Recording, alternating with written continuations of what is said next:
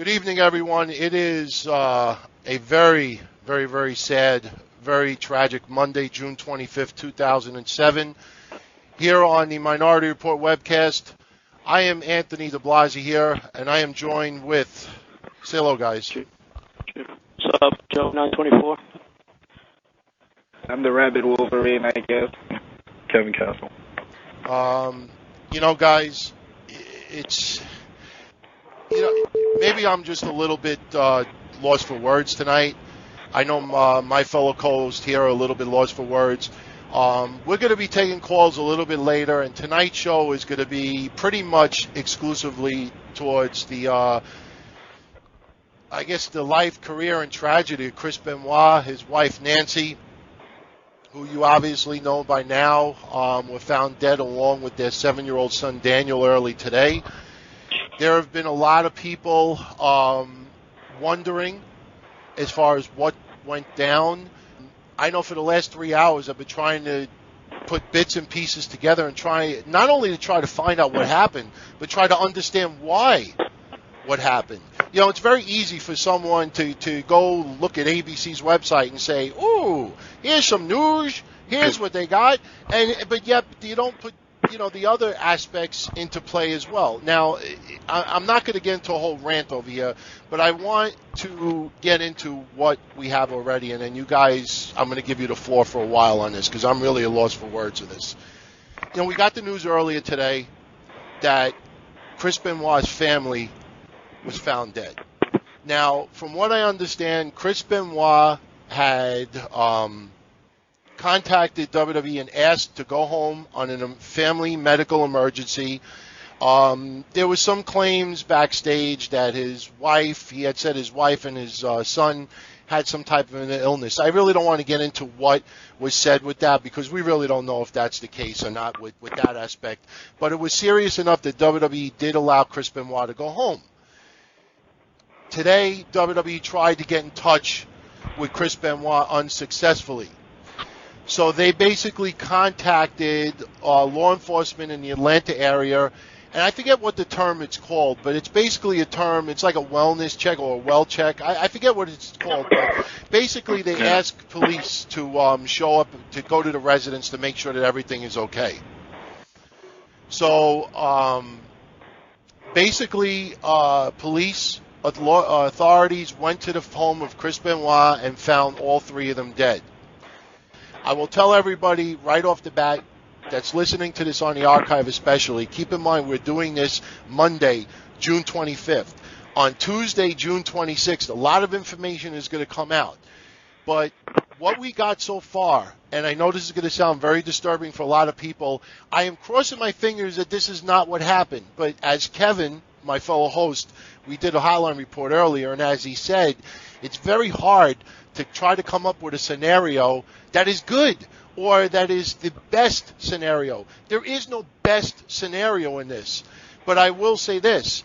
The speculation that's coming out, and believe me, we got this from two reliable sources that will remain anonymous, two other people that were very close to the sheriff's department in Atlanta.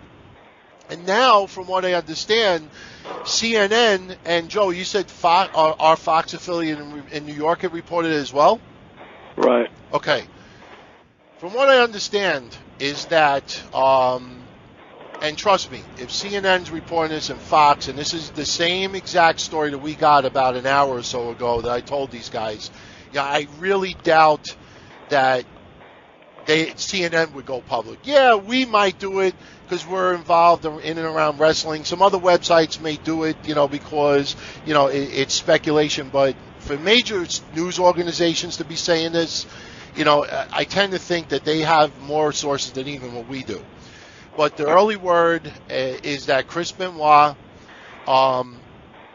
took the deaths of his wife, Nancy, who we knew in the wrestling business as Woman, also took his son's life, who was 7 years old, and took his own life as well. Now, the information that I received was that they found all three members in different parts of the house, And like I said, this has not been reported publicly as of yet, but major news organizations are now coming out with this. So I think it, obviously we should mention it. I will say this, putting aside what could have happened and what seems to be the case, none of us, I know we, had some different opinions on what happened with Mike Awesome. I know that, I was very critical of Mike Awesome when he killed himself. I personally feel that people like Eddie Guerrero, Owen Hart, people that were really, really young, that didn't deserve to die, that really had no control over their deaths, were taking those way too soon. And here you have someone celebrating life like Mike Awesome and still having it and taking it away. I have a different feel on Mike Awesome now, thanks to my co-host Kevin, because, Mike Awesome apparently had some situation with his wife, which we spoke about last week. And none of us out there can relate to Chris Benoit. None of us out there could possibly fathom what could have happened. And the most disturbing thing about all of us, and none of us had to have known Chris Benoit personally to envision this, but you hear something like this, and you can't help but to close your eyes and try to picture what could have caused this man to go into this house and do this. What could have possibly triggered it? I mean, it just blows my mind. I'm at an absolute loss for words. But why don't you guys talk about it a little bit? Joe, you want? I really cannot believe. It's one thing when Funker called me up and told me about that scenario. It's another thing when I'm watching wrestling, the Benoit tribute, and somebody comes up to me and says, "I just saw in the news that Benoit murdered his family." It's a little bit different. It's like Funker said earlier. It's one thing that we have speculations. There was no good scenario. I mean, one would think maybe Benoit coming home. One of our scenarios was Benoit coming home, finding his family dead and committing suicide, which is a more understandable than him going home and killing his family. Or another scenario was that somebody murdered them, but for Benoit, and if you saw the tribute tonight, everybody's saying what kind of a family guy he was, what kind of a man he was, very quiet person, but he had emotions. For him, like Funker said, can you picture Benoit going home and there was no gunplay, so he had to either strangle them, to put it bluntly, or Joe, I hate to interrupt you right now. I'm watching Fox News as we're doing this, and they are, according to Fox News, on the O'Reilly show, underneath it, there's the chain link of news that goes on, updated, daily, and it says that they are indefinitely investigating the Benoit situation as a murder-suicide. So I guess, that's pretty much what Anthony says. Like I said, I mean, until you kind of see it roll along some of these more reputable, stations, you hear rumors and hearsay, but now it looks like that's pretty much what they're investigating. And if that's the case, I mean, it definitely changes the spectrum of everything, including the tribute tonight. You feel a little bit differently about things. I have to give the utmost respect to WWE tonight and Vince McMahon in particular. You guys can hear me a little bit better now? Yes. Okay. Because we found out a few minutes before Raw opened was that Vince was going to open up the show and, basically drop the storyline and pay the respects for Chris Benoit. And I got to tell you, I guarantee you that WWE and Vince McMahon and Stephanie and everybody else are not happy that their storyline, screwed up. But it had nothing to do with Chris Benoit. But the thing is the fact that they immediately just went out there and paid their respects. And even Stephanie, saying publicly that she married Triple H. You got to remember, on WWE.com not too long ago, there was a story about them two being married. It was acknowledged, and WWE vowed to never have stuff like that on their website again. And here she is, as the person going out there and just speaking from the heart. And you got to, I know they have done some really, really fucked up shit over the years. But, I really think tonight showed, that they do have class. And when it comes down to losing a family member from the WWE family member, because that's one huge family there, regardless of the circumstances, they were devastated. And in fairness, because there's some people in the chat room already saying this, and I'm going to say this now for anybody that's listening on the download, if we do find out that Chris Benoit did in fact murder his family, obviously a lot of those emotions are going to turn negative towards Chris Benoit, and honestly, how could you really respect a murderer, someone that killed their family? But wait a minute. Well, listen to my point. But what I'm saying is that if anybody feels that way, I'm not saying I'm going to feel that way, but if anybody feels that way, whether you listen to this a day after the show or a week after, a month or a year after, please remember that every single WWE star that was on and off camera tonight did not know the circumstances surrounding this. And I don't want no asshole to say, oh, come on, Chris Benoit worked for them. They have, inside sources. Listen, police departments are not going to compromise and give scoops, to an employer because they're an entertainment company or the WWE. Yeah, exactly. So they did not know, and you can't find any fault whatsoever in what was said tonight, regardless of what we find out later on. And I got to tell you, I know we like to rip WWE for a lot of their questionable shit, but, they really showed respect tonight. They really did. Well, let me say something. I think, and I don't know him. I'm going to say from body language and reading and dealing with people, I believe Steven Regal, had the best take on not commenting on anything because you could tell he's not sure what really happened. So he kept it short and sweet. And he was a friend of Chris Benoit's, and I saw his kind of like, that's all I have to say.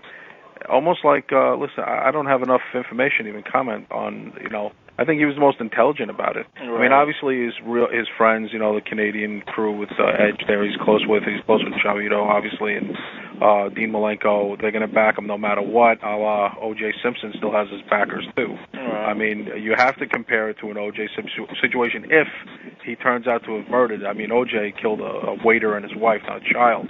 I'll be quite honest, and this might be a little brutal. I would put Benoit underneath O.J. Simpson if it turns out to be this. Murdering a kid is beyond reprehensible. And Hall of Fame, forget it. Forget his ever existence in the wrestling business if it turns out he did this.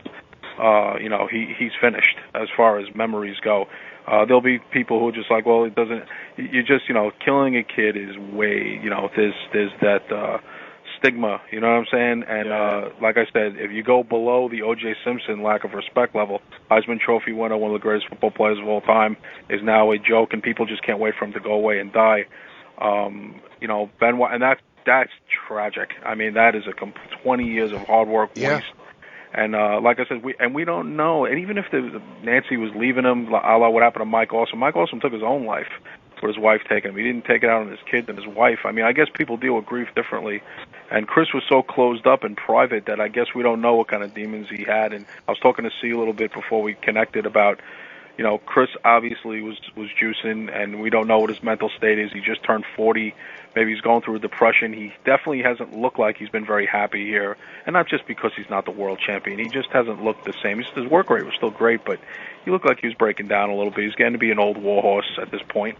And I don't know, maybe he had one of those midlife crises that resulted in a super midlife crisis then now this is what happened. I mean, but like I said, if it turned out that he killed a child, I mean, there's no defending it. I think we're going to have a very controversial line for weeks to come with dealing with callers and people who are going to defend him, because I know there's some parents, we won't mention it, but there's some parents on this show who have children, and you don't need to have a kid to know that is the absolute worst thing you can do. No matter depression or not, steroids or not, you get help for yourself. You get off the road if you can't deal with the business anymore. If your marriage is falling apart, get help for it. I mean, I don't know. Like I said, these guys all deal with things differently. Mike Awesome, obviously, like I said, when we found out because a friend of his did a shoot interview and didn't care about the ramifications and revealed what happened with Mike Awesome just to set the record straight. But some guys kill themselves, some guys kill their wives. That's why the jails are full of them, But Benoit, his great talent, but I feel kind of weird now. I don't know about you guys too, about commenting on his greatness if he did this. I don't even know what to say, to be honest with you, as far as that goes. I don't know. To put him over and then tomorrow I got to come on and apologize. Kev, exactly. That's why it's kind of hard to say anything right now because you don't know the circumstances. Like you say, we can shit on him now. Come to find out, he killed himself. Yeah, right. Exactly. Totally different. And understand too. Did you hear the story about that plumber, that dickhead? I forget what state it's from, but it was on the news today that some plumber. He was arrested today while he was at the funeral service for his wife, I guess, and family. He actually murdered, I think, 7 or 8 people in his family. And he actually went to the funeral service and blamed it on his wife, like it was a murder-suicide. And it ends up that it actually was like like the scenario he came up with was like very similar to an episode of Crime Story. The reason why I'm bringing it up is that... like Juice when... Tupac went to the funeral of his friend that he killed. Remember that movie, Juice? Yeah. And he showed up and was hugging his sister that he killed. Yeah. Well, the thing with this plumber is that, and this is me leaning towards Chris Benoit, is that when the family was found dead, the other family members really did not believe that the husband had anything to do with it. So they expressed their condolences to the husband and felt really, really sorry, and they were showing a lot of support to him until they found out that he was the motherfucker that did it. My point is that we're depressed, we're saddened, and we're really at a loss for words because this guy always seemed like put it this way: if anything tonight, which is really, really terrible out of this episode of Raw, is that if we find out tomorrow that it was a murder-suicide and he did kill his family, what does that say? I mean, that makes Chris Benoit even lower for the simple reason that you got all of these WWE people saying he was a great father. Oh, he loved his kids. He was a great fan. I don't care how much you could be under stress. To kill your own son at 7 years old, how great of a father figure. See, when you're a great father from the day that you pork your wife to the day that you pass away and you leave your son on this earth. You are a father for the entire lifetime of your son. You don't get cootie points or brownie points because you were a great father for 6 years and 11 months, and on the 7th year, you decide, you know what, I'm going to cash in my chips and kill my son. If you understand my point? It's like so many people, it's so disturbing because so many people are saying he was a great father, he loved his kids, he loved that, and then we find out he took his son's life. It's just so confusing right now. And I'm not saying that he's this or he's that. I'm just explaining to people out there because we're trying to touch on every emotion here. How do you handle this? I don't know. I want the answers, but it's like what Kevin said earlier when we did the hotline report. There's no good scenario coming out of this. What if we found out that somebody broke into the house and murdered them, the 3? Then it's such a huge tragedy. I mean, there's no good ending out of this. I that's the least unlikely. Right now. I think, if I could say something real quick, I think that, we were trying to decide if there was a good scenario or bad scenario. I think the worst scenario is that Benoit killed his family. I would actually be relieved if somebody actually went in their house and killed them. See, and you know what? I'm being brutally honest. And I would rather hear that than Benoit killing his family. Yeah, and you know what? We will be taking calls shortly. So if anybody wants to vent, agree, challenge us, disagree, feel free to call in. I'm telling you, Sal from Arizona, if you call in, you're not going to be, you're not. When I'm not taking your call, because this dickhead was saying such. I really don't want to hear that. Piece no, he was saying such rude shit in the chat room. Now with that You know what it is? He's just a child that looks for attention. He reminds me of a little boy that likes to pull the girl's hair and run away because he's doing it for attention, but he doesn't have the balls to stick around and get slapped. Like he pulls the hair and run away. He's saying so much nasty shit I had to ban his ass. But getting back to the whole thing, I know Joey's a little pissed off. He's like, oh, he makes fun of me and he leaves, he takes my calls, but he says shit about Benoit family. I'm joking around. I'm joking around. I'm thinking about Kevin's statement. Nobody. I don't know about C, but I know that out of the other two guys, I was probably the biggest Benoit fan. And when you look into a kid's eyes and commit murder, that to me is unforgivable. Yeah. Yeah. Yeah. You cannot look into in a kid's eyes, let alone your own son. And trust me, I would know, and do something like that. Right.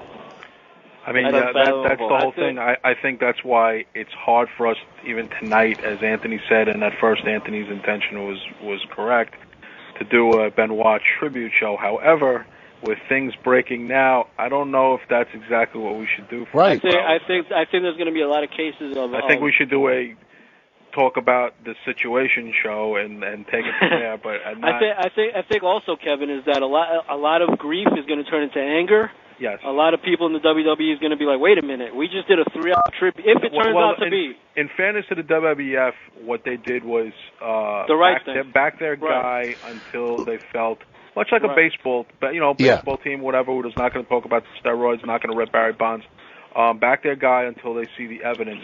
But unlike steroids and, Bonds getting away with this because he won't take another piss test, there's going to be an autopsy, and there's no bribing anybody, and there's no getting around that. There's no, going to be. These guys will find out what happened, just like they did with Elizabeth. I mean, hopefully it's a thorough investigation. When a child's involved, believe me, it will be a thorough investigation. And you know what's even more disturbing? And Chick O'Sticks, a rare female in the chat room, actually wrote, reminded that, he asked to go home because his family was sick, and then, they were all found dead. It almost, and she's not saying this, but I am. It almost makes you think, did this fucking guy premeditate this? It's possible. I mean, like I said, also, we don't know when the toxicology report comes out. I wouldn't be surprised if Benoit was on some serious meds. I mean, that's no excuse, but like I said, there are mind-altering drugs that you take even for pain. Yes. And like I said, and Chris was already a pretty emotionalist guy as far as expression and what he opened up to people with. If you're that secretive, you could pretty much keep a lot. But like I said, I guess maybe he just planned to even end his life at that point. Or maybe he contemplated it for 2 days and figured, I am not going to spend the rest of my life in prison, and decided to off himself. I mean, who knows what was going through his mind? That must have been some horror scene, though, with a wife on the floor for 2 days and then a son in another room. How can that's another thing. If it's true that he killed woman on Saturday and then his son on Sunday, woman was there dead in the house for 24 hours, so to speak. How do you sit there in your house with a dead woman? I mean, even though she was cold. Yeah, and supposedly there's movies made about this all the time, and you watch it, and you're American like, Psycho. And you know what? If my source goes on more, like I said, like you said, when you think of disgraced sports figure, you think of OJ. But you also have to say, it's one thing to go home and kill a woman, which a lot of guys would understand if you want to kill your wife, but. Yeah, I mean, in all seriousness, sometimes it gets like Mike Awesome, or sometimes it gets to a point where women drive you crazy. Women can drive you. Yes, they can, and that was one thing that my father always said that always stuck with me. Woman is worse than drugs. Yeah, I do agree. There's a lot of guys in the land of slamming doors right now. Yes, that is a quote. Can tell you that I should have never fucking hooked up with that. But to kill women, kill woman and leave. But to do it to the son, maybe he saw what he was doing to a woman, and he's like, maybe I have to kill my son. Well, not even a witness, but some of these people, they get so demented, and I think. No, but do you think that could happen, Kevin? That maybe the son walked in while he was killing women, and he was like, wait a minute. I don't think you even have to take psychology 101 in first year of college to even know that. People even say when you watch, from everything from the HBO special with the Iceman. Yeah, I watch American Justice. Well, when you kill somebody, you're changed. Right, even there. You either become physically sick and you're just without with grief and you just want to kill, or you can do it immediately again. It's some kind of rush that goes through these serotonin levels in your brain, and they've done studies about stuff like this where also you get embarrassed. Kill one person and you're able to commit a multiple bunch of homicides. Also some murderers who commit multiple murders are sometimes embarrassed of the murder, and out of embarrassment and anger they do it again. And I think Chris Benoit, if he was lingering around dead family members, he was contemplating, I can't go to jail. I won't love. I'm dead. I'm dead. Yeah. And probably.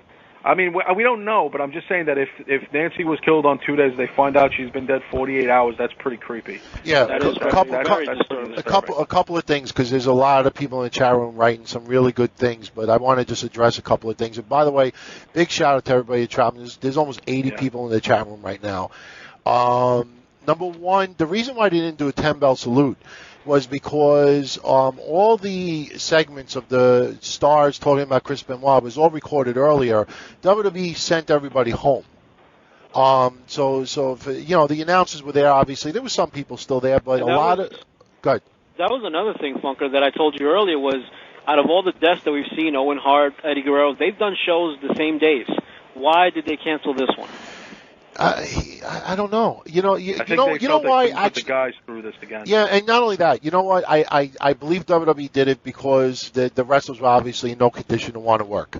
But they did it on the day of Eddie Guerrero's death. But you don't understand. They asked the wrestlers if they want to work, and Eddie Guerrero was found dead from whatever, the steroids or whatever. But Eddie Guerrero fell ill and died. Yeah, he fell ill and died. I mean, it was different. Yeah, they pretty different much circumstances. Yeah, they pretty much knew what had happened. I mean, they went into the room, they found him on the floor, he was brushing his teeth, whatever. I mean, they wanted to celebrate his career.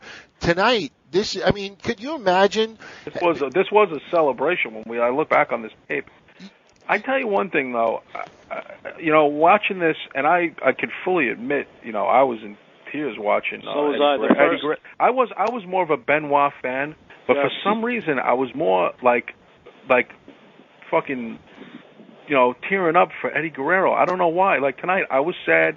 I got a little, especially when I saw CM Punk, I got a little choked up from that, and seeing Chavito talk. Triple H I wasn't kind of freaking like I was with Owen. Triple H actually cried for Eddie. He didn't cry for Benoit. Even Stephanie cut it real short, and Regal suspiciously said, "I'm only going to." Yeah, there's people writing about that. By the way, yeah. I think Regal at that time knew. Yeah, I think Regal's a little smarter than everybody else, and I think Edge and Chavito. Because you got listen, guys. Don't want to believe that. Because guys, we said something on the phone about an hour into knowing what happened. And the one thing that we kept saying, this was before any scenario that we're finding out now came out. And what we kept saying was, how coincidental is it that he asks for time off because he's got a medical emergency at home? I'll say what it is. There was talk that he told WWE that his wife and his son were coughing up blood and he needed to rush home to his family. All right. Now, what we were saying early on isn't it a little too coincidental? He goes home to his family, and now everybody's dead. So the only scenario that I could possibly come up with at the time earlier today, and I know some people in the chat room already have thought this too, and I'm sure some people will agree.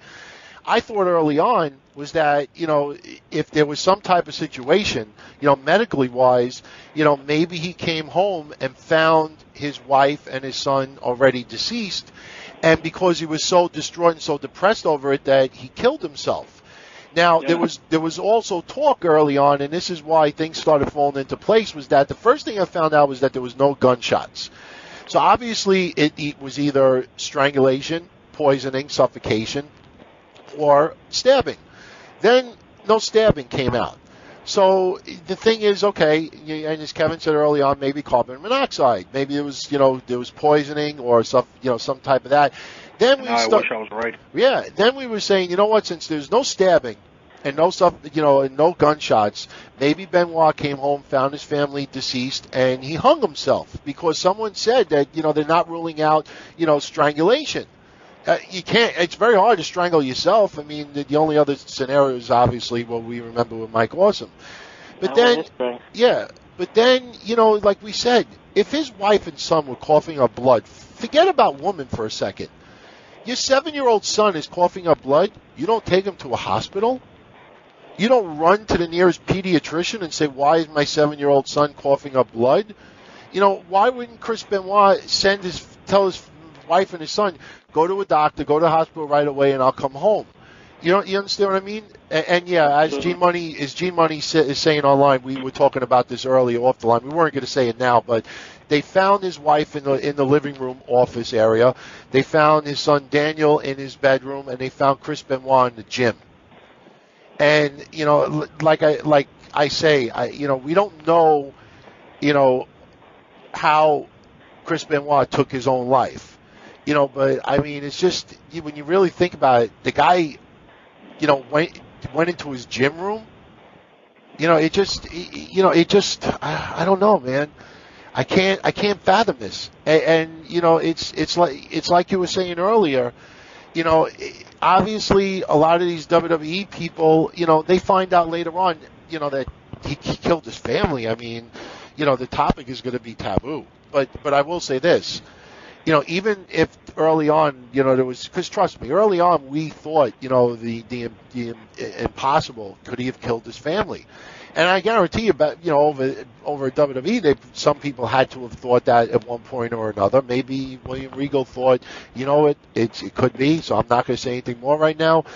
But the thing is this, I think the reason why WWE canceled their show was because, number one, whether he killed his family or they were murdered or they had some type of poisoning, it's still devastating to the people that work there. And they probably were in no condition to work. Eddie Guerrero was bad enough, but they celebrated Eddie Guerrero's career when they went out there. They felt like they were doing something to show love for Eddie. This is something totally different. So they were in no condition to do it. And not only that, down the line, the people are going to bring up the conversation, should WWE have still gone on with the show? And you know what? Maybe WWE in the back of their mind thought, maybe there is a chance maybe he did something to his family, and why should we put 20,000 fans through crying and tears and so much emotion, in public, having matches tributing him, and then find out that he murdered his family? So they celebrated his career. Some people that wanted to comment did. They like you said, some people cut it off very simple. And, I think in the back of their minds, that they felt, this is the safest way we could go with this regardless of what comes out. Because remember, we don't know exactly what Chris Benoit told WWE to ask to go home. But no matter what it is, I mean, listen, Kevin, you work in the music industry. Picture one of your highest, employees says to you, listen, I need a couple of days off. My wife and my son are coughing up blood. I got to go home, take care of them. And you find out the next day that all three of them are dead. When you're in the back of your mind saying, that's a little too fucking coincidental, and I would think that WWE somewhere had to have thought of every possible scenario and said, you know what? If he did kill his family, the way we do it tonight is probably the best way to do it. Don't put the fans through all of that emotion live in the crowd, because that's pretty devastating, And then to find out a day later that he killed his family, I think WWE did the right thing tonight. I really do. I mean, I really have no problem whatsoever in what they did tonight, and I think they did the right thing. Till this day, we always wonder, should WWE have stopped the show when Owen died? I think WWE really did the right thing. I don't think there should be any debate whatsoever about that. I agree. So, I obviously going to have to, Sal, I'm going to give you a warning right now. Cut the shit. I mean, you see that there's so many additional people in the chat room trying to get the story, and this asshole saying, oh, hire David Beck. First of all, it's Daniel Beck, isn't it? And I mean, do you really need that much attention? Yeah, I mean, I don't know, man. There's fucking some really I know the echo, right? I heard that myself. But I don't know, man. What do you think? I mean, again, I'm being quiet on the situation because I don't want to big up how good he was and turn to find out he's a fucking child murderer. Listen, whether he killed his family or not, he was still a good wrestler. Yeah. Yeah. I'm not saying he was a good person, but he was a good wrestler. Well, it's like what Kevin said about Feinstein a while ago. Even though I believe Feinstein was innocent, he's like, hey, granted he didn't do anything wrong with the kid, and he was found, they never found him guilty of anything. But I need my shoe tapes. I mean, but with Benoit, I mean, I don't know. Speaking as a father, I mean, we may be getting a little repetitive because it's still a shock, but speaking as a father, man, how can you look into a child's, face, especially your child, the child that you've seen born, and cut the cord and just kill it off like that? It's fucking crazy. I don't know. People just have no control of themselves anymore. Now, I got a good question for you. I know that I really don't believe they're going to revisit it. Someone is actually putting up a report that WWE.com is saying that it has been ruled that the deaths of Chris Benoit, his wife Nancy, and his son Daniel early today were the result of a double murder-suicide from within the home. WWE.com will have more as soon as it becomes available. Somebody should go to WWE.com and verify that. Well, I don't know, man. I should verify this echo. Is the echo still there? Wow, I'm a little surprised. Too. I got to mute myself. That's why. Now, obviously, this is on the front page of my computer page thing. What happened? No, I said Benoit's thing is on the front page of when you open up your computer. It's actually on the front page of that. So I'm going to WWE.com right now to see if that's actually true. Yeah, actually, I would like to know because, I mean, there's so many people reporting this. I put it this. It's their headline. Wow. They're actually. It's not even being reported. It's their main headline. Watch out. Double murder suicide. Wow. And WWE put it up. It's official. And J-Kid said that they removed some of the tributes already. Really? Yep.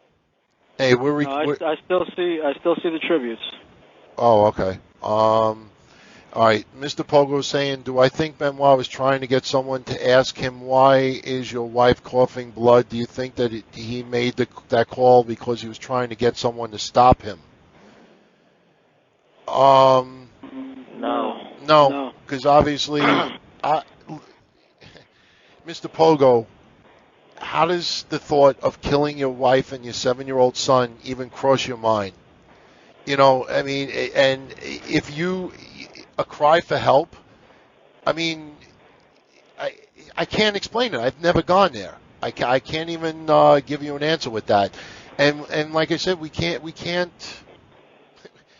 speculate. Now that this is on WWE.com, I just want to once again reiterate the fact that Funker said earlier that this was not only a double murder suicide, but it was premeditated. Yeah. Meaning that he had this thought on the way to Georgia. That to me is one of the sickest things. And again, to have a woman's body lingering around for 24 hours before you kill your own son, and then kill himself. I guess you should have stayed with Sullivan. Disgusting. It's absolutely disgusting. Not what Kevin said, but... No, I know, but you know what? I guess the devil worshiper was better. Yeah, isn't it ironic that the devil worshiper was a great husband, and the guy that's supposed to be dedicated and was such a great father and loved his family ended up being a bastard? Let's put it into context. I mean, as far as even like I said, I keep going back to this guy, and I don't want to beat that a horse, but like with OJ, he still has friends to defend him. And it's not just black and white. There's people who are sports announcers and stuff who are friends of his, and you just can't believe it. It's denial, as Doug Heffernan said one time to Carrie. Denial's not just a river in Spain, Carrie. People just don't want to believe. I see. I'm a pessimist, but I'm also a realist. A realist. I totally. I got a huge family. I have a lot of great people in my family. I have some cousins who are not so great, and you got to admit when someone is wrong, someone possibly did something, or if it's proven, you don't get any points. I mean, it's one thing to back a person that you really like, but I think there's another thing. You don't have to condemn it. Sometimes no comment is better than anything. But exactly. Benoit was such a great talent. It's going to be very hard for all of us, I think, including everyone who calls the show. He, like I said, one of the top 10 wrestlers of all time. He's in that Bret Hart, Shawn Michaels category, and it's going to be hard for him never to come up again. I mean, we can even take a stance and say, fuck him, we're not putting him on the show, this child-killing bastard, blah, blah, blah. But it's almost impossible to ignore him. But, I think when they do the autopsy on Benoit and see what was in his system, it might make things a little bit easier. It's not forgivable, but maybe we'll understand maybe what he was on, and perhaps he loaded up the drugs before he did this. Yeah. So he was in a demented state of mind. Because it's even worse if he just went about his business, like you said, a la American Psycho. You know what I'm saying? Hey, you want to know something? Maybe they'll find just a shitload of pills and painkillers in his system, and then you could say, okay, he was out of his fucking mind at the time. we got to address WWE Fan in the chat room because he sounds like he's a younger fan. And he actually wrote, if Benoit actually did murder his son and wife, then commit suicide, would they put that on WWE.com? WWE Fan. It is on WWE. It is on WWE.com. Well, yeah. There's, like I said, let's not forget. And once again, I'm talking to Steve a little bit before the show started. About the Von Erichs. They were all suicides. They were honest about what happened. Brody was murdered by a wrestler. Everyone actually knows who murdered him. That wrestling hides a lot of things, but they've been pretty forthright about deaths, in my opinion. I don't think I don't believe that they're going to shy away from the facts in this one. I think people need to know. And with the world of the internet and people getting information, like if we did this show 10 years ago, if you guys remember Coach Kurt's hotline, which was the only thing to call back, 10, 15 years ago, when you got information like a wrestler died from like Mid-South that you would never found out about until you read a magazine 2 months later. Now everything is so in succession. Like right now, within 2 hours, we gave you 3 different scenarios of not even our opinions, of things that are coming in off the newswire. Yeah, and that's what today's technology is, And not only that, tomorrow night, by tomorrow night's show, when we do Doug Basham interview or whatever, we can have a completely correct spin on exactly what, not even a spin, a correct information on what happened. We will have the exact information. Yeah, we can have the exact information. They're doing the autopsy. They're doing the autopsy, and they're going to release that tomorrow. Yeah, I mean, just to clarify, on WWE.com, it does say that the double murder-side suicide has been ruled in the death. That means that is the cause. That's what the ruling is. Yeah. So we're not speculating anymore. Yep. Yeah. So I mean, and somebody just sent me the Chris Benoit, what did you do? Jesus Christ. Yeah. Somebody just sent me the copy from WWE.com, the copy from ABC News, and everywhere else. You guys don't hate. I wrote Benoit's legacy is officially tainted forever. You guys don't hear an echo anymore, do you? No. Okay, cool.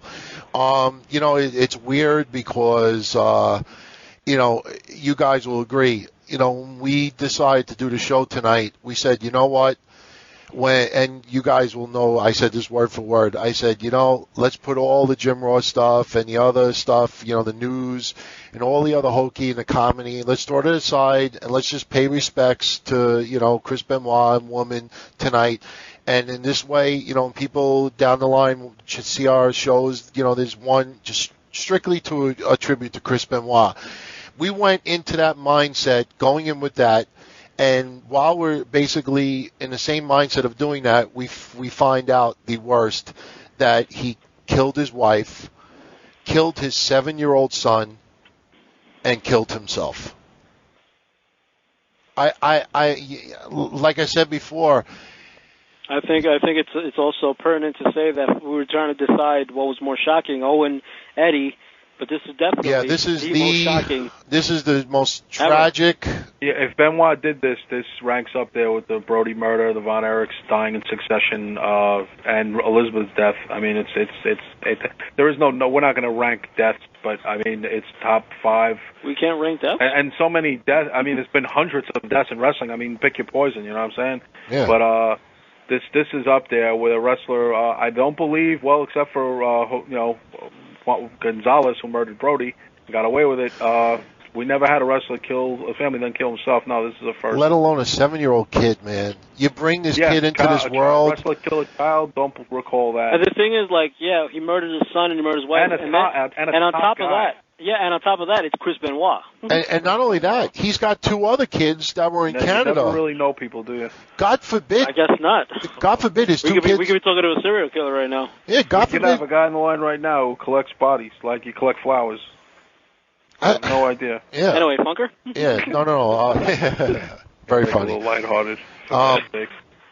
You know, how ironic is it that, you know, Vince McMahon decides to do a death angle, and then Sensational Sherry passes away, God rest her soul, and then, you know, they decide, you know, maybe we'll scrap the death angle because of Sherry. Nah, we'll go on with it. And then Chris Benoit, the Raw episode where they're supposed, now this guy knows on Raw they're going to celebrate, you know, the life and the funeral service for Vince McMahon, and he decides, you know what, you know, I'm going to create a little funeral service of my own. I mean, that's how twisted it is. I mean, what the? Well, if there's, I can't believe you said that, but if no, I'm serious. But if you really think about it, I'm starting to have no remorse whatsoever towards Chris Benoit. In a way, Chris Benoit did give us a present on his way out, and that was ending the McMahon. Yeah, I mean, if anything, you know, Chris Benoit killed the McMahon death storyline too, which I guess, you know, deserves a little prop as far as, you know.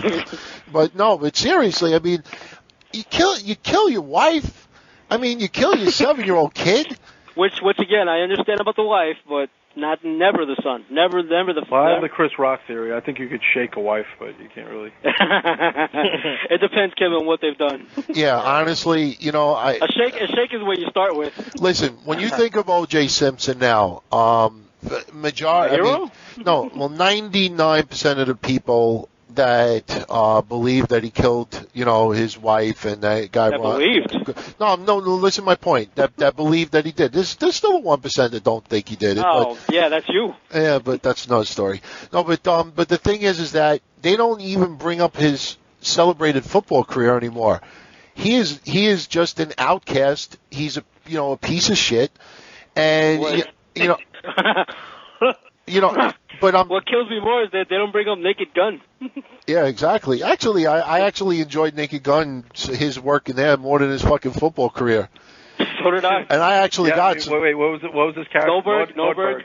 Yeah, Nordberg. Yeah, remember when he got shot like all the times off the boat? He kept getting shot though. So when he was in the hospital and he was like smothering, when he threw the pillow at this guy and he actually smothered himself. Remember he says, "It's not goodbye. It's just I'm never going to see you again." But I really believe that we should treat Chris Benoit the same way that people treat O.J. Simpson. In fact, even worse, because you kill a 7-year-old kid, your son. I mean, what could his justification be? I don't want my son living a life knowing that his father killed his mother. I mean, that's when you're in a demented state. Yeah, I don't know. You are just so hoping he knew he was in a demented state, aren't you? Well, a lot of people probably don't realize, but we're always that way when we're doing the Monday Night Show. Yeah, we're a disgruntled family, but I would never kill any motherfuckers. In a demented state. But if he would have did that shit sober, come on. That's even worse. Yeah. Exactly. Man. That is, I just, like we said, killing the kid is obviously the worst thing about this, but also having a dead body there lay with you for a day. Yeah. It grosses me out sometimes when I watch America, because I'm into that kind of stuff. I'm into American Justice.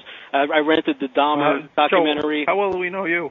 Yeah, I rented the Dahmer documentary to find out how he, put the acid inside the brains, but because I was studying up on that. But, the truth of the matter is that I've never heard, somebody that I definitely considered one of my top all-time favorite wrestlers of all time to expect him to kill his son.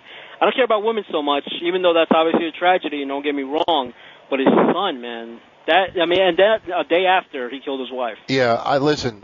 We got almost 100. Sick. We got almost 100 people in the chat room right now. Big shout out to everybody that's in there. Big shout out to everybody that's listening live. But people like Blade Job, Gone Bad, and a few others in the chat room. If CNN is reporting it, and all the Fox affiliates are reporting it, if the Atlanta Journal-Constitution is reporting it, listen, out of respect to the other family members, the Benoit family members. I mean, he's got other family members. WWE in no way, shape, or form, especially them, are not going to go up there and say it has been ruled a double murder-suicide and disrespect the family like that if it wasn't 100% confirmed. Exactly. Yeah, WWE has it up there, the front page. It's, Yeah, I mean, is what it is. And listen, I know this is going to sound really, really, I don't think it'll sound wrong. Maybe it will, but I think this may sound wrong, but, I would have rather have heard that someone on the outside, did it. Yeah. Or if it was, some type of an accident, or like I said earlier, Chris Benoit came home, found his wife and his son passed away, and he killed himself. That I could sort of stomach a little bit, but the fact that he took their lives, I almost feel like for the last 3 hours I could have been fishing on my boat. And meanwhile, I'm choked up. I'm distraught. I'm trying to find answers. I had to pay my fucking website $200 to increase my bandwidth because there's so many people trying to get the news, trying to give everybody an honest, scenario of what could have happened. And then I find out that this guy kills his family. I don't. And then not only that, like I said, you can't find any fault with WWE tonight. The stars are nobody because, at that time it was not ruled that this is what it was. I'm sure in the back of some people's minds they thought, could be. But the point is, now I'm thinking like, oh, he was a great family man. He loved his kids. What? I mean, I don't know, man. I keep thinking of the movie The Stepfather. Remember that movie? That was a great fucking movie. But that guy, everybody thought that this guy was like remember how great of a family man he was? All he wanted was a great family. And then they actually only have John Cena's, Austin's, and CM Punk's tribute. They don't have anybody else. Yeah, so they are taking some. And you know what? Why they probably took? You know why they probably took some others down? Regal is obviously not up there. Well, you know what probably happened. Once they found out that this was that, I guarantee you Regal and some others probably said, take my tribute down. Yep. Triple H is not there. Stephanie's not there. And listen, nobody should. Even Chavo. Yeah, no one should turn around and say, these guys feel stupid. No, it's not the case at all. No. I mean, you really don't know somebody. No. They really loved Chris Benoit. They really believed that he was a great family man and great this and that. The guy had it all, and still took his wife's life and his 7-year-old son. What do you, the listeners, think? Yeah, what do you listeners think? You want to call in and chat with us a little bit? But just keep in mind, let's see. Mr. Pogo says he thinks it's time WWE started to take seriously guys on drugs. And listen, Mr. Pogo, I agree with you, and I agree with Kevin said before. Actually, Kevin was very eloquent in what he said. We don't know if drugs really had anything to do with it. Well, did you think about this? Because somebody's writing this into me, and could it be that, double murder-suicide doesn't mean that Benoit killed them and then killed himself. It could mean that he found them. No. They're saying that that his wife was dead a day before him. Obviously, and also you got to figure. And I'm just saying. Calm down. Don't get on my cock. I'm just saying that. That's what the woman wrote. Yeah. No. Let's. The brutal reality of it is it hasn't been said yet, but I'll bet my bottom dollar that he strangled his son. Yeah, he probably smothered him. There's no gun. No, I don't know. I see. I've never done anything like that, so I can't explain it. But I would Well, let's see. Chris Benoit, he did it. He's a pussy. I guarantee you, he probably couldn't have the heart to see his son. He probably smothered him because he didn't want to see his son die. I mean, the guy. What do you want me to say? I can't explain it. I can't give. He put the crossface on him. I don't think that is fucked up. That is horrible. I don't think that I don't think smothering his son is considering him a pussy because he killed his family. I don't think that takes a pussy to do. Yeah, right. It reminds me of when Bill Maher said, "How can we call the terrorists cowards when they kill?" However, However, you snuffed out people who did not want to die. If you No, kill yourself. but I don't consider taking an airplane and running into a twin tower being a coward. But Joe, not for nothing. Let me tell you something. I'll be peeing my pants. Wait a second. They're in a demented, That's true. false state. They think they're going to get what is it again, guys? 42 versions. But that doesn't make them a coward, though. It makes them demented. Yes, it does. Yes, it makes them demented. Wait a minute. You ever hear of beer muscles? Okay. I'm sure you've been. Yes, I know what beer muscles are because they were high. Oh Yes. yeah, liquid courage. Exactly. When you are straight and you say to yourself, I'm just using this example. Wow, so he can really beat the living shit out of me. I better really coke myself or drink myself up so I can at least have a chance of not feeling this beating. No, but I'm being serious. And does that make you brave, or does that make you nuts, or does that make you just? I don't know what that makes you. All right, guys, wait a second. We're not taking calls yet. Oh, but Joe, they're under the false pretense that but they're going to go though. to a better life when they die. I understand that, but they weren't drugged or drunk or anything. It's still your mind not operating in normal fashion. I still don't think that makes you a coward. But it doesn't make you great. Anyway. No, it doesn't. I'm not trying to say that at all. Yeah. Anyway, Eduardo in the chat room. I don't think Vince McMahon or WWE. Is that the Mongo that was in the Horsemen? No. It's Eduardo. I thought you said Mongo. No. Him in the chat room. I don't think Vince and the WWE are going to receive really any heat over this because, they actually, they couldn't have done anything to you understand what I mean? Like they didn't contribute to what happened. Listen. Do you think in their back of their mind that we canceled the death of McMahon angle for this? Right. Well, you know what? You got to remember something. I can picture somebody saying that. Well, but you got to remember something. Listen, you got to. Oh shit, man! We just ruined our angle for this. Yeah, but you got to remember something. I mean, I definitely offer my. They use Benoit angles like they use Guerrero now. Hell no. No. Boogeyman or you know what? Actually, you know what Vince should do next week? Vince should say that Daniel Beck should come out and say that Chris Benoit blew up the limo. And he killed himself because he was afraid to be arrested. I'm serious. Blame it on him. Man. Every tragedy now, blame it on Chris Benoit. I mean, I think what Vince should do is to come out and say, or somebody should come out and say that was Vince's ghost. Well, you guys know it makes Lance, what was his name's phrase? Blame Canada. Yeah, Canada's good country. Blame Georgia. Blame, he's Canadian, pretty much.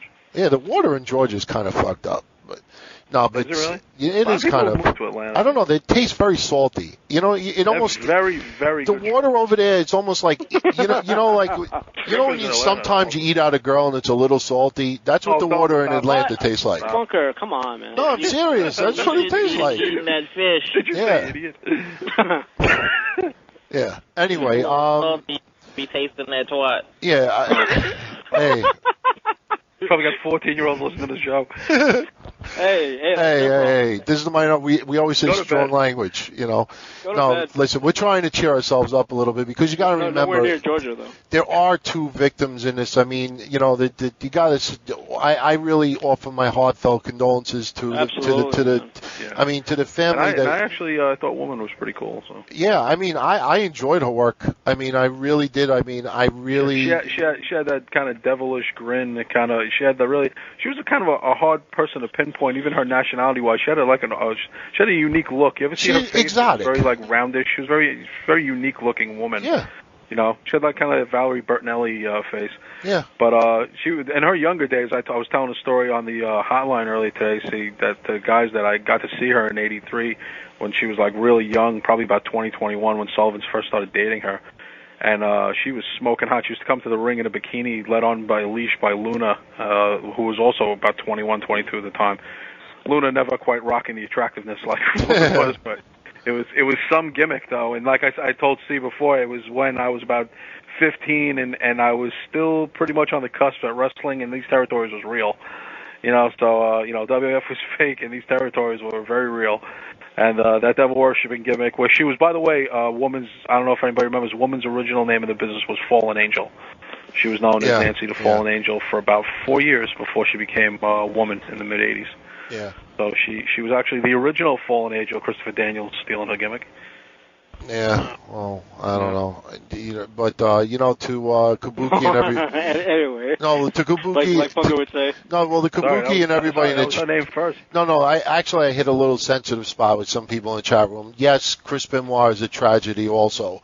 It's tragic. Yeah, I mean, it's tragic. It's not celebrated. It's tragic. But I'm saying, it's like... Paris Hilton, but it's tragic. Yeah, I mean, but we really have to remember, I mean, woman and a son, they didn't do anything wrong. They didn't do anything to deserve this. Did he look like Benoit? Jesus. Oh, yeah, I know. He looked just like Benoit, little Benoit.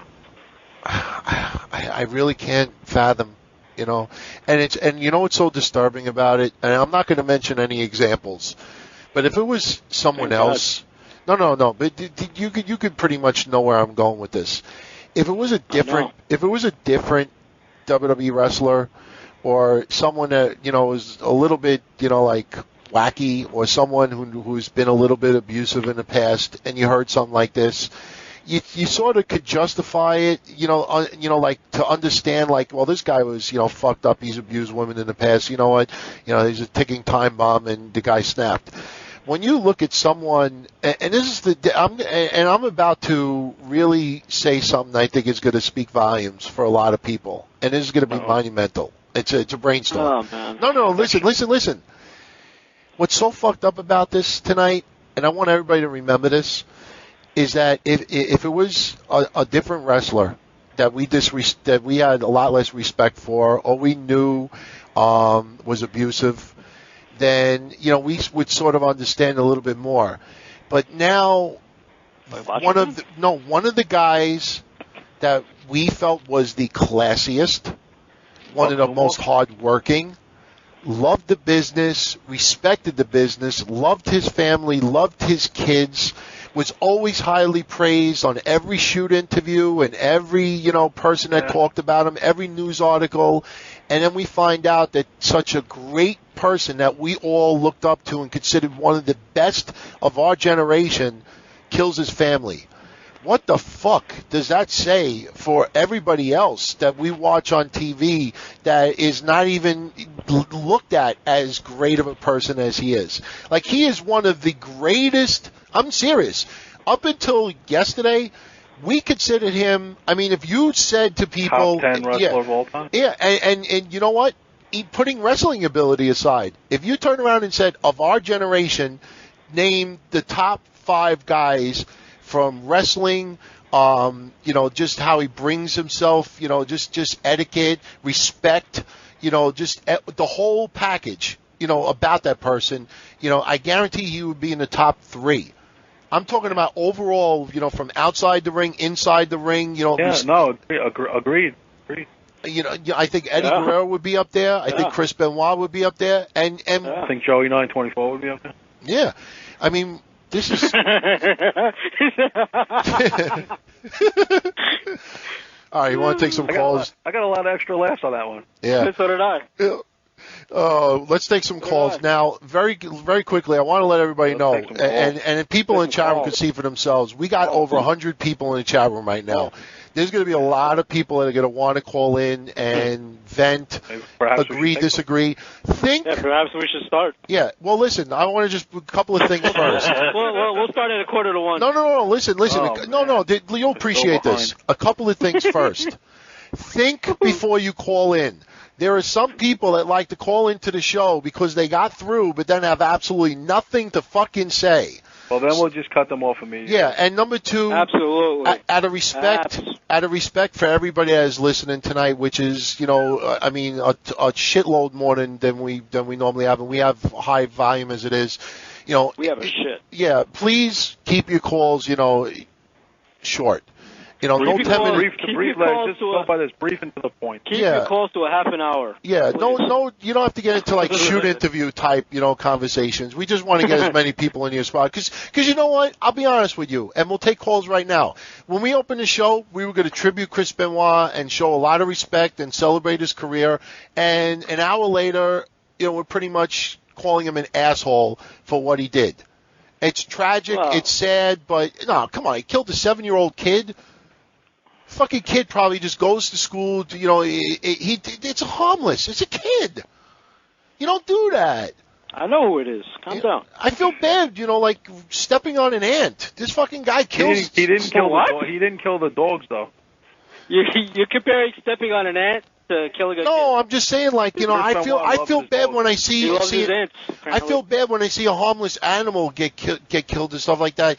This guy kills his son. Well, no, just when you're not doing it.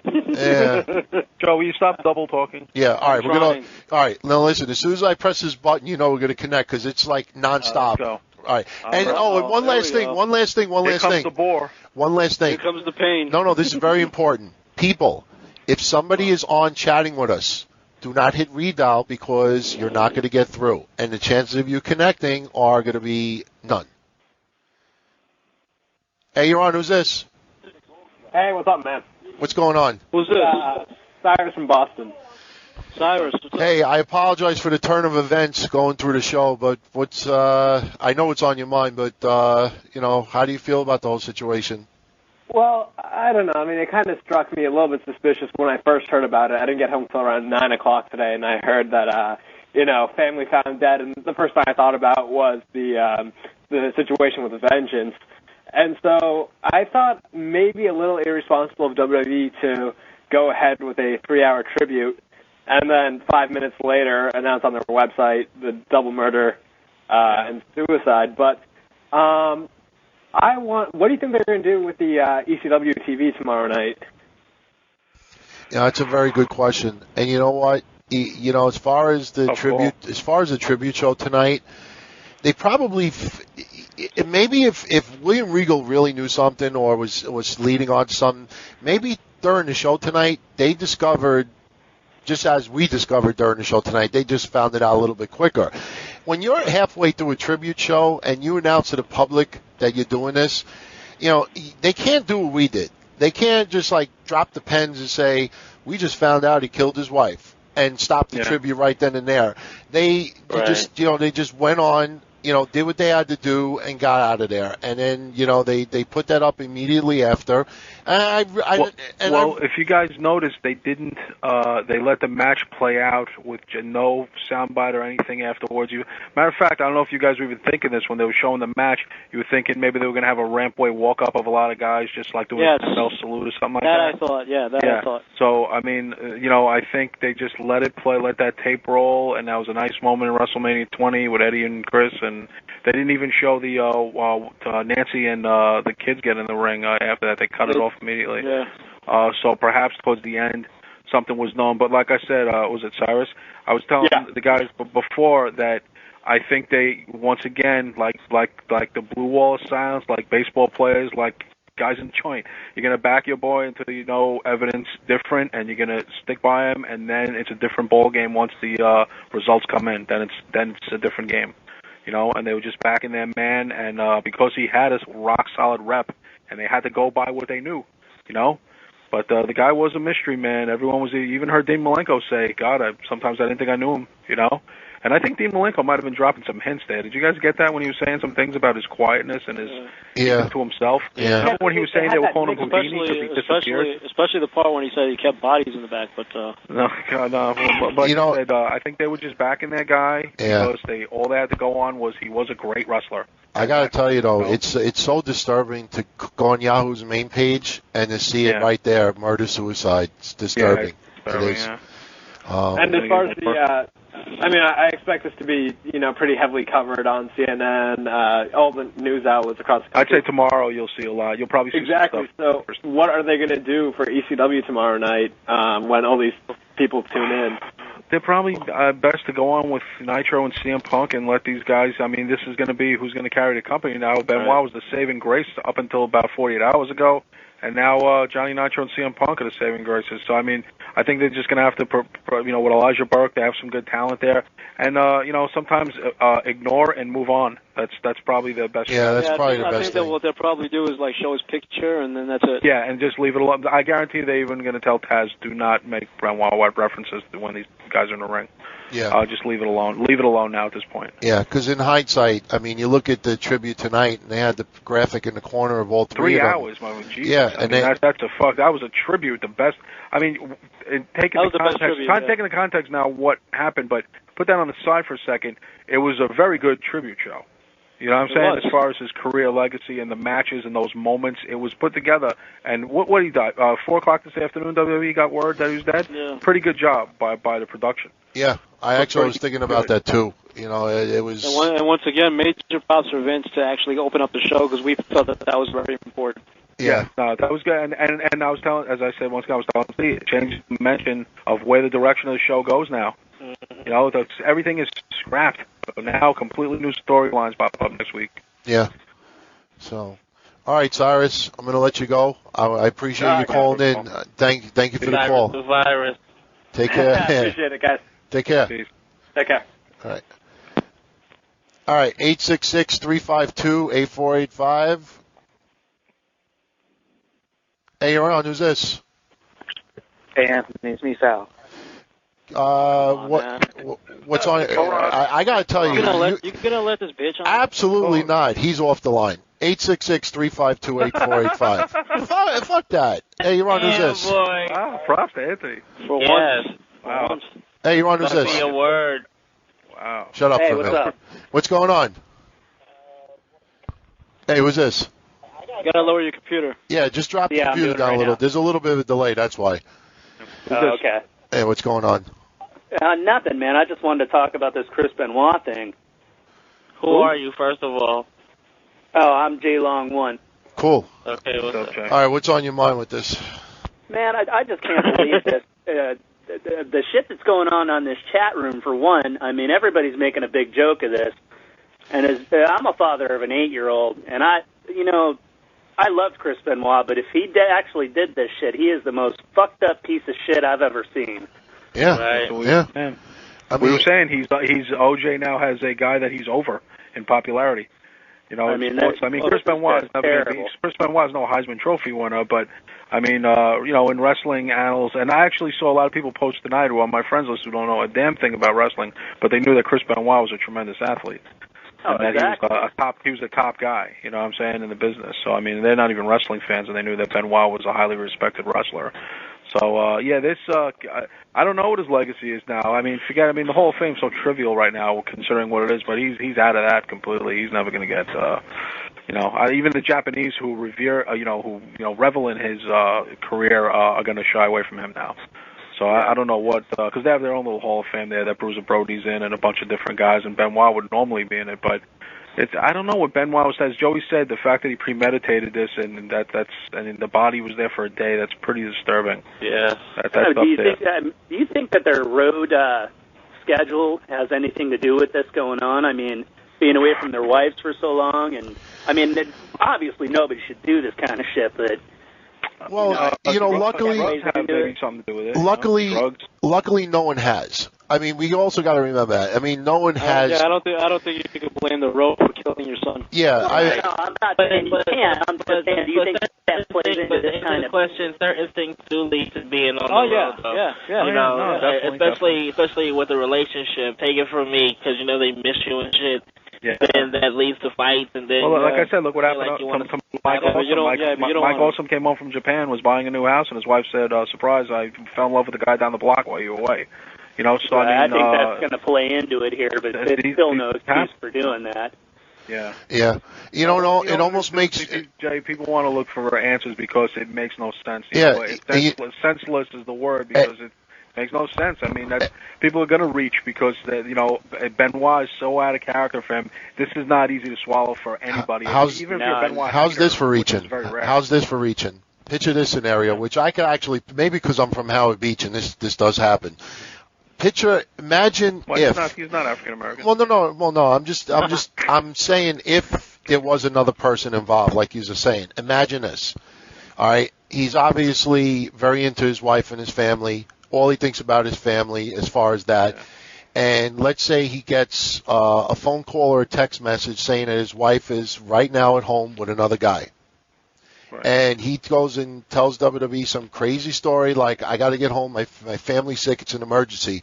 Comes home, finds something, that shouldn't have been, and, totally loses it, kills his wife, and then, just totally realizes that his whole life is over and devastated, and what he just did Or, maybe his son saw it, maybe he didn't, and, he was just snapped. And maybe that's a possible scenario. You never know. I think the WWE kind of had a kind of an inkling to this because, I mean, if they're the ones that contacted the police, don't you think they knew maybe something was going on? Yeah, that's a very good point, Jay. I was actually thinking about that, too. And, it's funny that they send a certain Mr. Kurt Angle to the sidelines because there was speculation. You guys heard the rumors. They thought Angle was going to snap at any time, and that they didn't want another tragedy on their hands was what they said, and that's why they let Angle go. And it's ironic that the guy who was the rock-solid guy with the rep, if you put those two together, who do you think's likely to lose it? And Angle's been holding up pretty good, so it just goes to show those are tough calls to make. You really, you gotta have some psychiatrists on staff there. That was very surprising during the tribute that they didn't show that Kurt Angle match that he had with Benoit at the Royal Rumble, which was Kurt Angle's bet. Well, at least they showed Angle was was involved in some of the footage that he was in, at least. No, but that match was one of my top matches of all time. But Joe, you know what I'm saying? When they released Angle, they said, "Listen, we're not gonna. Something's gonna happen with this guy." Kurt was supposed to be the crazy one. Well, I'm afraid to even say that because, knock on wood, tomorrow Kurt Angle will go on a hopefully nothing ever comes to that. They'll take out serotonin for their own good. I just can't see you guys job out anymore. But like I said, man, people are gonna. Well, what are the people they jobbed out to was Kurt Angle. Oh God, but Benoit. I mean, wow! Like you couldn't have called this in a million years, man. I thought the St. Louis Cardinals won the World Series. I can expect. No, my buddy actually told me at 11 o'clock Eastern something happened, and I said, "What do you mean? I mean, what are you talking about? That he's dead?" And then I come home and find that on the computer. I'm like, "Holy crap!" Yeah, I heard. I never would have thought it in a million years. I couldn't believe it. I mean, I could expect that from Snitsky. Hey, here's something else. Thank you, Eduardo. The Atlanta DA said that some of the results will be bizarre. Bizarre. Did he chop them up? Oh. Listen. I don't know what bizarre is. Bizarre could be 1,000 things. WWE is going to have something to worry about because if they do find stuff in Benoit's system, WWE is going to get blamed. Oh, they definitely will because this guy, like I said, was a top guy. If they find some juice, drug tests. Yeah, drugs and all this kind of crap. I mean, they're probably going to want the autopsy. Look how overly muscular Benoit is. I mean, come off of 5'9", 5'10". Well, that was the first thing that came to my mind. He's 40 years old, and he maintains the same physique he's had since he's 25. Yeah. Before I even heard about his family, that was the first thing that came to my mind. You could also see that from Hog Wild, he was a lot thinner, and then, till now. He is, today, he is heavily muscled. I mean, he's so thick. He looks like you couldn't put a knife through him. Did you see Triple H, by the way? My God. Yeah. Yeah, I mean, holy shit. They're definitely going to take a little bit of heat because of having a wellness program, and maybe now they're going to probably have psychiatrists on staff for depression for these guys and all that stuff, which is not a bad idea because I think a lot of these guys are, let's say wrestling is a lonely sport. I don't care how many ring rats they have in town. It's a depressing situation for a lot of with these the guys. schedule they keep, I mean, it's amazing that they can do it. That's killer, and that's why, Joe, when I talk about, I make jokes about Rob Van Dam, but I do understand that if Van Dam wants to lighten up his schedule, it's worth taking it. Because I say, wow, Rob Van Dam's going to take a pay cut leaving WWE to go to TNA. Second-rate money, but I guess it's worth it. Yeah, sometimes it is worth it for these guys. Yeah. Christian was one of the ones that spoke about that. He was like I said, Rhino and the Dudleys say it's a better schedule. And probably it is. Basham's, everyone's there now. I mean, but even Tomko. So it's just like, I think the WWE doesn't have any blame per se as far as individual behavior goes, but they don't make it any easier on the guys. And like I said, Benoit just legitimately turned 40 about a month and a half ago. You heard Bradshaw tell the story about that they had a little birthday party for him. And but Benoit always kind of looked like a sad sack. Every now and then he'd crack a smile here and there, but you never know what that guy was. He looked that way in that Elijah Burke match last week. Yeah. Did you see that? Like he looked a little off there. A little bit, yeah. Well, that's with the way they're handling him too. You think maybe that had something to do with his attitude. I mean, to be traded to ECW. I think he was one of those guys, man. Like I said, I equate wrestling and baseball a lot of times. I think you got to kind of know when your time is coming up. And as they kept saying, Benoit was willing to work with the younger guys. Did you notice they peppered that out throughout the night? Meaning Benoit knew his career was winding down, and pretty soon his job was going to be about Ric Flair. I would have no, but I would have given him for like 5 more years. Probably, but you don't know. You don't know what was going on with him. He looked healthy, but maybe on the inside he wasn't healthy. Right. You know, he appeared to be healthy, but we don't know what his injuries are. We're probably going to find out a lot of stuff, and I guarantee they're going to find a shitload of painkillers in the system. That's going to be bad for bad for WWE. Yeah. WWE's wellness program ain't working too good, is it? Well, yeah, and maybe in the end, hopefully this will be good for him. Maybe they'll change some of the things that happened there. Hopefully. If that does happen, I'm sorry to cut you off, but you won't see a lot of wrestlers on TV. Yeah, it seems like that they have slacked off a little bit. Maybe they'll pay more attention to what's going on with them in their personal life. You definitely won't see Lashley, Chris Masters. Maybe now Haas and Benjamin will get a shot. Even Rey Mysterio, because Rey Mysterio is 10 times bigger than he was when he was in WWE. Well, we'll see. You know, I think he's legit. London and Kendrick, at least we can actually be proud of a few guys who we know aren't juiced up. Yeah. There's a couple of guys to be proud of at least in that company. Well, let's get all the details. I mean, now we know pretty much how it happened. Now let's just get the bizarre stuff, and then and understand why. I don't think it's too far-fetched to think that maybe there was another person involved. Let me ask you guys, even if we find out why, is there still justification? No, but you know what's going on in the man's mind. Yeah. Right. No, I mean, no matter what the justification was or no matter what happened, it's still a tragedy.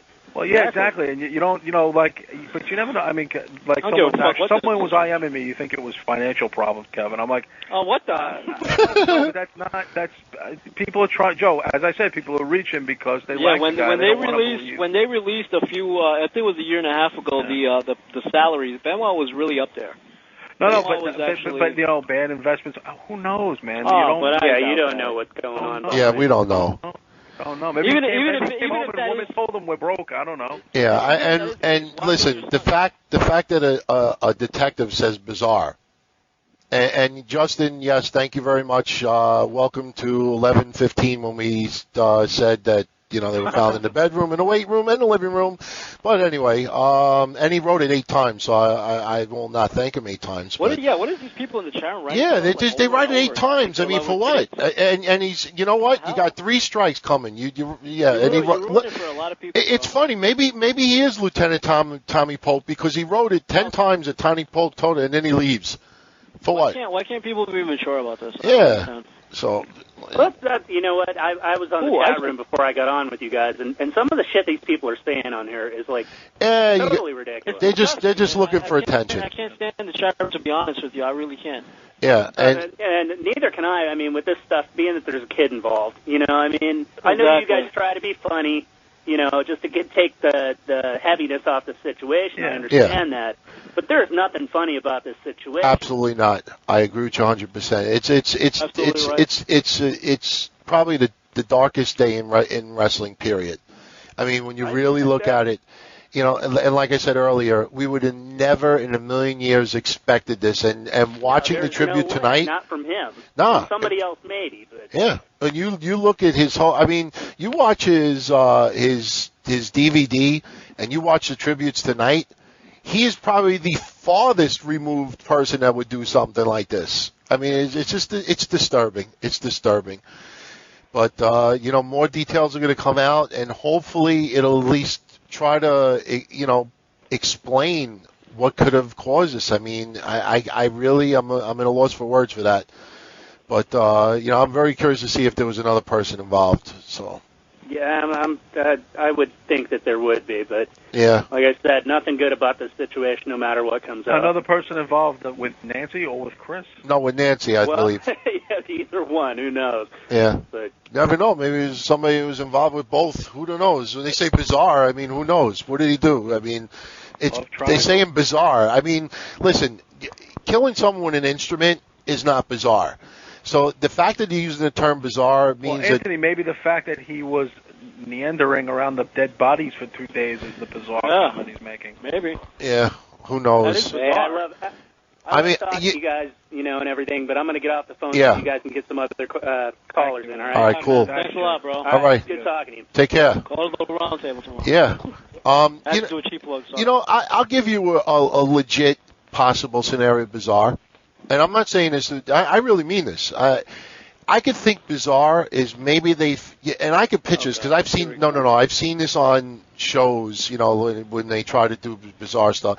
I could picture him, maybe they found her, deceased, and maybe he had like all pictures out, and just like had them laid out and stuff like that. You know what I mean? It's like, if you follow where I'm going with it, I think that could be somewhat bizarre. Anthony, did you see the horror movie Happy Birthday to Me the other day? No. I haven't seen that in ages. Yeah, no, it was pretty bad. No, but yeah, I know. I saw it when they invented the camera. I mean, bizarre could be a bunch of different things, but I think the fact that the bodies were there and he was still there in the house, I think. I mean, we don't know. I mean, this is. I'm gonna wake up tomorrow and I didn't believe this actually happened. I'm gonna have nightmares. Yeah. I'm when Triple H was telling the story about the wrestler that got out of line and Benoit made him do the 1,000 squats, you know who I think that was? Oh. Do you remember about 2 years ago, Daivari, when he used to write articles on his website, he was talking about a certain time that he did like 1,000 squats and he couldn't even walk? Well, maybe it was Daivari. I think it was Daivari. I knew it wasn't. Someone had wrote to me, "You think that was Brock Lesnar?" I'm like, no. Yeah. I doubt it. I remember Daivari on his website. Yeah, but first of all, Brock is not going to listen to anybody, and that ain't going to happen. He ain't doing 1,000 squats either. But. Yeah, he ain't doing 1,000. He'd rather probably fight Benoit. F5 him. But no, but I think it was Daivari. I'm almost certain it was. So, wow, it's being reported everywhere now. Like a job guy, it wasn't no top guy or anything. Yeah, actually, Triangular in the chat room. I love where do people get these names? I really, seriously. I mean, I love the name, but when I go into a chat room, I don't say to myself, "I'm going to be Triangular." That does sound like a cool lucha name, but I'm serious. If I was a lucha wrestler, I want to be Deli Man. The chest man and all. I want to be Deli Man. I want to come out with a salami and cheese. Next call, please. We're doing good. We had 3 calls. No, but wait a minute. Triangular says, wouldn't the entire situation be classified as bizarre? Wrestler goes insane, kills his wife, his son, himself. I agree with you, but the fact that the lieutenant says that they found things that are bizarre, it's bizarre as it is. The fact that they actually mention the word bizarre. There's got to be some. It's bizarre, yeah. Yeah. Look, let me say this much. I know. No, seriously. I don't mean bizarre that they he assaulted her with a crime time figure. I mean, I'm just saying bizarre, some. Back years ago when she was dating Sullivan, a lot of pictures of her came out. Very strange pictures. You can get a hold of them here and there. I think I haven't seen them on the internet. I actually had seen them in magazines. But years ago, when she was involved in some kind of weird thing, and I know Sullivan was into some kind of kinky sex romps with her. So I don't know if that. I mean, I'm just speculating that maybe it has something to do with some kind of, personal love triangle thing. Who knows? If that's the bizarre what they're talking about, that might not shock me because I heard some stuff about Nancy woman. Yeah, and Stink in the chat. I will start my wall of shame. I know it's been up there for a while. I actually have a few people who need to go in there. Will Chris Benoit go in there? If he did kill his family, he will definitely be in there. So, put me on. But you want to take more calls? Yeah. What the hell? Wow. All right, cool. Hey, you're on. Who's this? You're on. Who's this? Hello. Hey, what's up? Hello. Oh, look, I'm on the Minority Report. It's Dave. This is fun. I'm eating a salad. Cool. So what's up, man? A whole lot. Now, I haven't listened to this garbage, so tell me what you guys talked about. Oh, I'll email you the archive later. We're not getting into the whole thing again. Come on, man. You came on 2 weeks ago and said that you haven't been watching wrestling for a while and you're really excited to be back. You're intrigued by the storyline, and Chris Benoit fucked it up. So what's your comments on that? Did. And I have to tell you this, and I called Joey before, and I firmly stand by this. They should have had Linda do this thing because they're really going to pay for that dearly because they're going to want to use that storyline, whether it's in 6 months or a year from now. They're going to want to go there again. So they really shouldn't have had him come out and do that. I disagree with that. Yeah, but Dave, you got to understand. Yeah, but you know that Benoit killed his family, right? Well, this is the thing. He did it. He did it. It's all over Fox News and CNN that they say he killed the wife and son over Saturday and Sunday and then killed himself today. This man just does not seem to me like why? What for? That's what we're all trying to figure out. Yeah, and you know what? I don't think any of us could have figured it out because we're not in that frame of mind. I mean, it's really it's. Oh, somebody's reporting about something about ABC. Oh no, that's just instruments of death. Talking about actually, you know what? As far as Hangman's news, Eduardo, what I had said earlier tonight was that there was a scenario going around that Chris Benoit may have hung himself. I didn't want to get into a specific as far as how he killed himself because we don't know the nature of the deaths as of yet. But I did hear something about a possible hanging. That's why they said that they didn't rule out strangulation. But like I said, as far as the causes of death, let's wait on, let's wait. So here's what I don't understand though. I mean, I can figure out you get mad at a wife, she does something, whatever. Why on earth would he kill a 7-year-old child?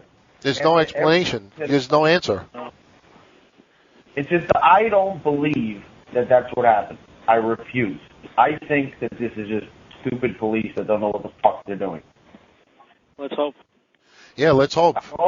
I also don't believe Mike Awesome killed himself, but whatever. Yeah, no, he was. No, he did. Yeah. But not only that, Dave, it's on WWE.com. It's on everywhere now. Yeah, it's everywhere. I mean, and they. No, I'm sure that that's what they think. No, there's quotes from the sheriff. I mean, there's quotes from several quotes. This is it. Yeah, it's done. Reason to protect Benoit. I mean, yeah. So think about this. You just gave a 3-hour tribute, and this and that, and you're crying and all this over someone who murdered a woman and a child. They didn't know at the time. I think as the show progressed, I think the one that knew was Regal. I think Regal knew. He said, "I'm not going to say anything other than he was a good wrestler." Yeah. Yeah, because Regal walked out. I mean, Regal walked out. Yeah, and remember that was optional to do that. So if Regal thought that and he still was willing to sit down and mention it, it's kind of eerie, But listen, WWE did not know at the time. I think they did the right thing. They come out. I know this sounds a little corny, but they come out with flying colors in the sense that.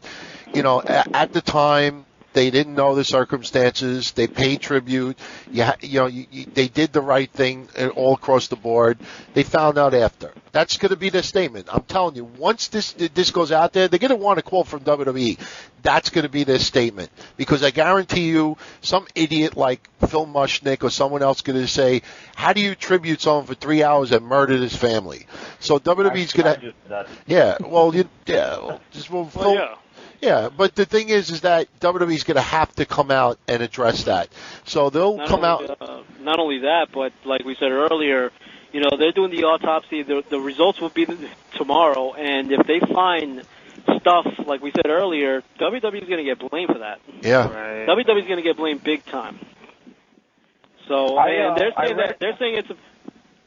What? No, they're saying it's a bizarre, like Funker just said, they're saying that some bizarre occurrences and, he probably has stuff in his system and, it's getting worse as we go on with the show.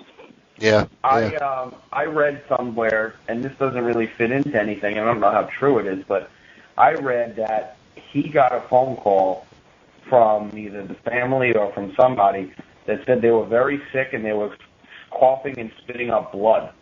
Yeah. And that's what home. Yeah, we talked about that earlier. That was the explanation he gave WWE to go home. Like I said a few minutes ago, if there was another person involved, like a love triangle thing, I could picture a scenario that he got a call or a text message saying your wife is with somebody right now, and he probably had to think, what am I going to tell WWE to basically try to get time off? Told them that, went home. I'm not saying that this is what happened, but... for God's sakes, look at the way he met her. He took her from Kevin Sullivan. I know. That's exactly what I was going to say. That goes back to what we've... This is not a trustworthy woman. Yeah, well, the wrestling business itself, the relationships are fucked up. I mean, we've talked about that before. Even if that was the case, still, the son... Yeah, I know. Listen, there's no explanation. There's no justification. You kill. You're not supposed to kill. Period. Then he fucking takes his son. Pumping out information like a NASA computer. Fucking posting like a motherfucker. Yeah. So, well, I don't know. We'll see what else comes in, and tomorrow night you've got the Minority Roundtable. Doug Basham is supposed to still be on your show, right? Doug. I spoke to Doug, who was very devastated about the news. By the way, I actually spoke to him, sent my condolences to him, and he said he still wants to be on the show tomorrow. All right, so tomorrow night, everybody that's listening, Minority Roundtable will have Doug Basham on. And also, I can confirm this. Next week, we will have Diamond Dallas Page. And August 7th, we'll have Rob Conway. Cool. Really? Cool. And I'm sure tomorrow you'll get into the additional stuff that comes out regarding this as well. After we speak to Doug Basham. I don't want to do it while Doug's over. Well, you know what? I got news for you. Doug was very devastated, and I don't want to do anything like that. Yeah. Well, you know, he might want to vent on it. Trust me, I guarantee. He might want to. Yes, absolutely. Yeah. So. I mean, if he talks about it, we will definitely talk about it. But I'm not gonna. Hey, we got more info about that death. You know what I mean? All right. People that normally haven't listened to the show want to know what time you guys are starting tomorrow. Tomorrow it is 11 p.m. on CTIRadio.com, or go to the MySpace and click on the Flame logo, and you'll listen from there. Or you can listen live on the phone. The information is on the MySpace. Yeah, we'll plug it again at the end of the show, but it's myspace.com/Minority Report 07. Yes. Yeah, so. Anyway, Dave, what else is up? Since I didn't listen to the show, I don't know if anyone said this, but how happy is Johnny Nitro right now? I don't think anybody's happy right now. Come on. You know, if anything, the ECW title's a curse, because the ECW title led to a storyline about death, and Chris Benoit was supposed to get the belt. Wrestling is a curse. Dave, what we said was that the fans are happy because, in a way, Benoit gave us the best present of all, and that's when they ended the McMahon angle. Yeah. I still disagree. But then again, you liked it. So well, Dave, like I said earlier, I want to know who did it. Like I said earlier, we got the answer. Chris Benoit blew up the limo and he killed himself, and because he didn't want to get arrested. I really think. See, this is why they should have kept with the storyline, because if they find out now that he's a murderer, they should have pinned the fucking limo explosion on him, the bastard. Yeah, you know what? I think WWE's going to try to stay classy about this all the way, especially since we don't know what's going to come out. Especially, like you say, if they find shit in the system. Yeah, exactly. But had the storyline continued, who do you think? Because they were going to name a murderer. I think who the do coach you think was going to be the murderer. Either Suicide or Swerve and the coach. The coach. The cooch. The cooch. I think it would be great. I thought it was going to be Hillary Swank. I like the Iron Sheik better. That would have been a great pick. I still hope he has his talk show. I think history. Yeah. Now, where did you hear that he's getting a talk show? From Iron Sheik and the coach. From Iron Sheik. Please, Iron Sheik, do you listen to a word that man says? Me and Joey have bets as to when the F-bomb comes out live during Raw. He's actually been well-spoken the last 2 weeks. Joe, new phrase for you. Consider the sauce. Loser. I don't know. Maybe the Ultimate Warrior blew up McMahon's limo. That would make sense. Yeah. I think maybe Sid did it. Yeah, Sid wanted to come back. He wasn't allowed, so he went crazy. Yeah. Well, some people.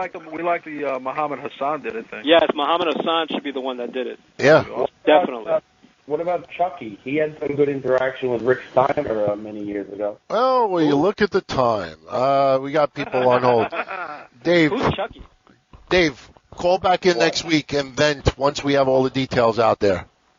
I'm just, you know me. I'm usually not at a loss for words, and I don't know what the hell to say right now, other than bye. I don't. Well, we're getting.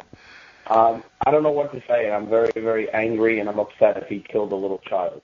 Yeah, that's no excuse. And like I said, you're a great wrestler for 20 some odd years, role model for so many fucking people, been class act. You know what? You don't get. That's not credit. You know, the minute you kill your family, you're a piece. It's a tragedy, but you really are a piece of shit. It's really what it comes down to. And I know some people hearing that are gonna disagree. I know some people are gonna say that's very cold. But you know what? For anybody that's listening, I want you to picture your best friend or a picture of someone that you love very, very dearly, and then you find out that that person murdered your family or murdered their family. I guarantee you if that person murdered your family, you would turn around, as much as you loved that person before, no matter how great that person was for decades upon decades, you would turn around and have nothing but anger and frustration and sadness. I mean, there's no justification. You know, if there was another person involved, you know what?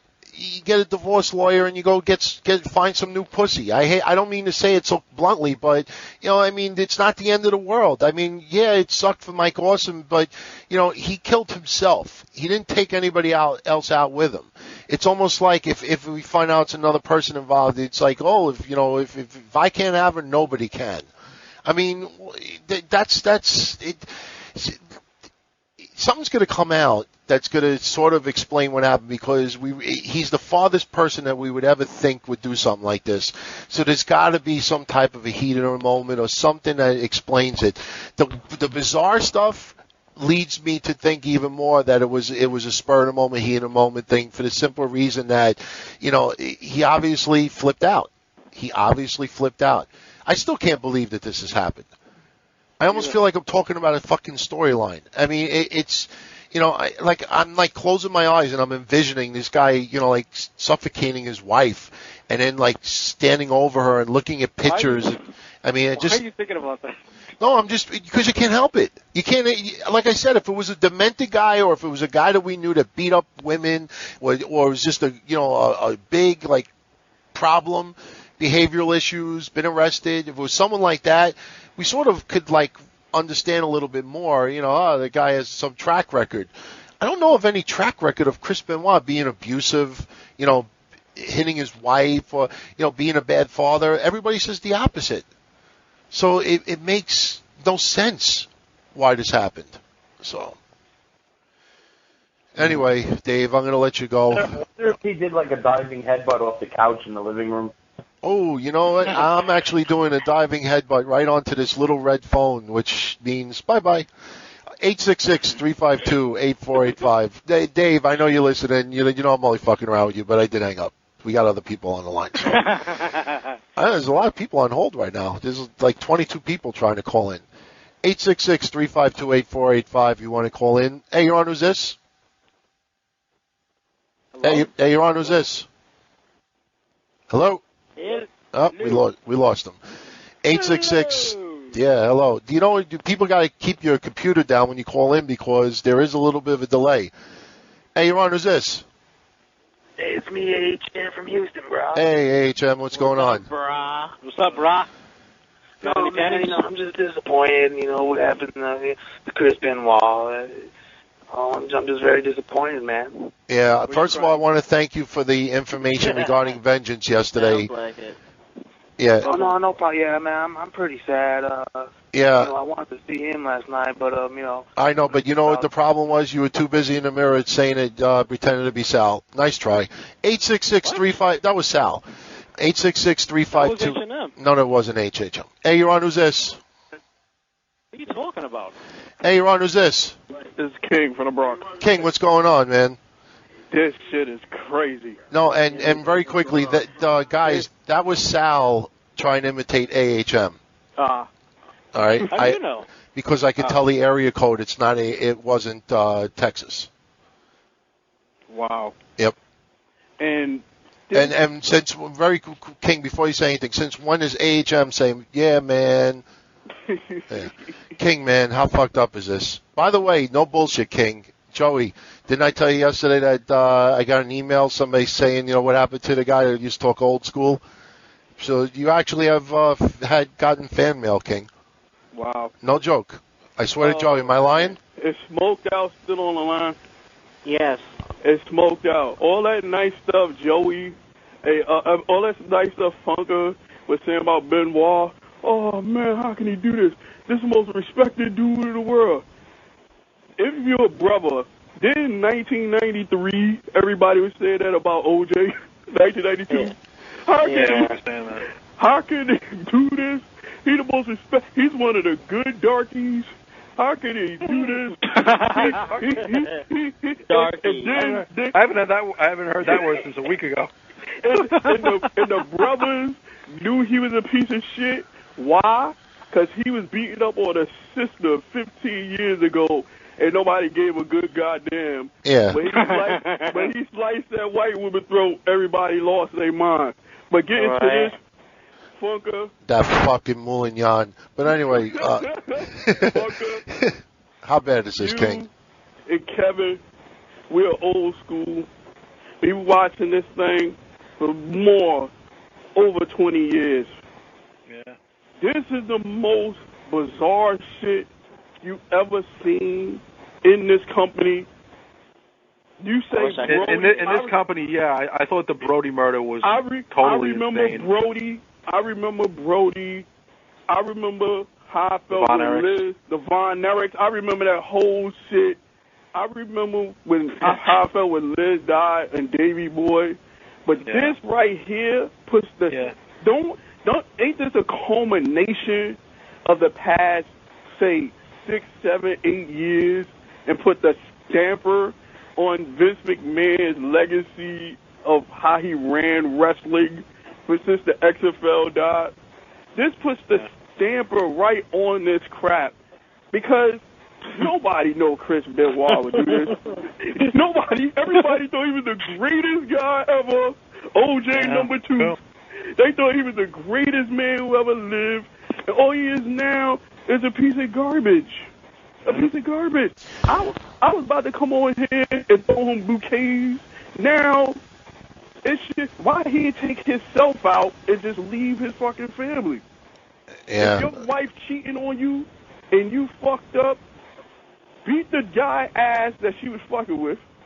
That's right. See, here in Howard Beach, if you did that, if my wife would have been cheating on me, no, this is how they do it over here. If my wife was cheating on me, and you know, I showed up, what we would do is we would cut off the balls of the guy that was nailing her and make sure that nothing happened to her. This way she was tormented for the rest of her life that the person she was banging now don't have testicles. But you know, and Kevin, and all you guys, what the fuck? Vince did this death angle. Sherry died. Benoit died. I know you. Don't forget Biff Wellington. And things happen in threes. Yes, they happen in threes. And Wellington. It was Biff Wellington who came up with Benoit, by the way. Yeah, yes. Biff Wellington. And I know any old school fan watch wrestling over the years, these past couple of years, and say the same shit I always say. What the fuck this have to do with wrestling? What the fuck does this have to do with wrestling? Where's the go behind? Where's the fucking arm drag? Where's the fucking leg drop or something that has to do with wrestling? I take the gobbledygooker right now instead of this bullshit that's going on. Yeah. I would take the gobbledygooker. I take the berserker. Gobbledygooker. No, you don't want the berserker. That's think of the name. Think of the name, King. You don't want the berserker right now. That's like when you have a sicko in your room and you don't offer him crackers and nuts. Anything that resembles wrestling will be good right now, because this. I don't know about you guys. I think this shit should be off TV. I think it should be off TV, because I remember my father used to tell me that he remembered when this shit wasn't even on TV. Yeah, but this is different, King. You got to understand something. Yeah. Forget that Chris Benoit was even a wrestler. Yeah. You know, you find out that a guy kills his wife and his 7-year-old son. That's going to be all over Fox News, CNBC, CNN, everywhere. So whether it was on. Can I ask y'all guys a question though? Sure. This happened Sunday.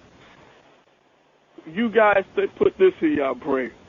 How long was he watching that other dude kill his wife all week and her unborn kid? And the same shit happens in wrestling. You think Benoit was watching that shit on the news all week? You talking about? Killed her too. Yeah.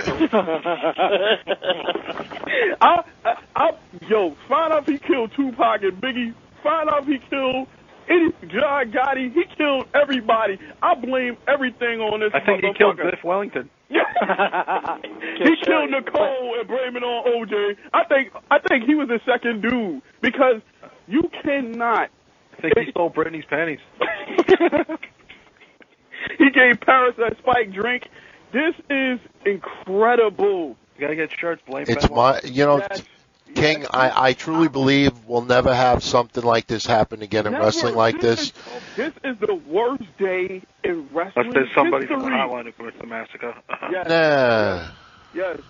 Oh, see. Hotline massacre. This goes back to what I said 2 weeks ago, man, or a week ago, whatever the fuck it was. You don't fuck around with death. You don't mock death because then the death will come back, and when people start dropping, you're going to stop doing That's this true. I thought this was bad luck from the start. Yeah, absolutely. I said that. And Joey, that this motherfucker don't have no heart to notice after Sherry just croaked. You don't stop the angle.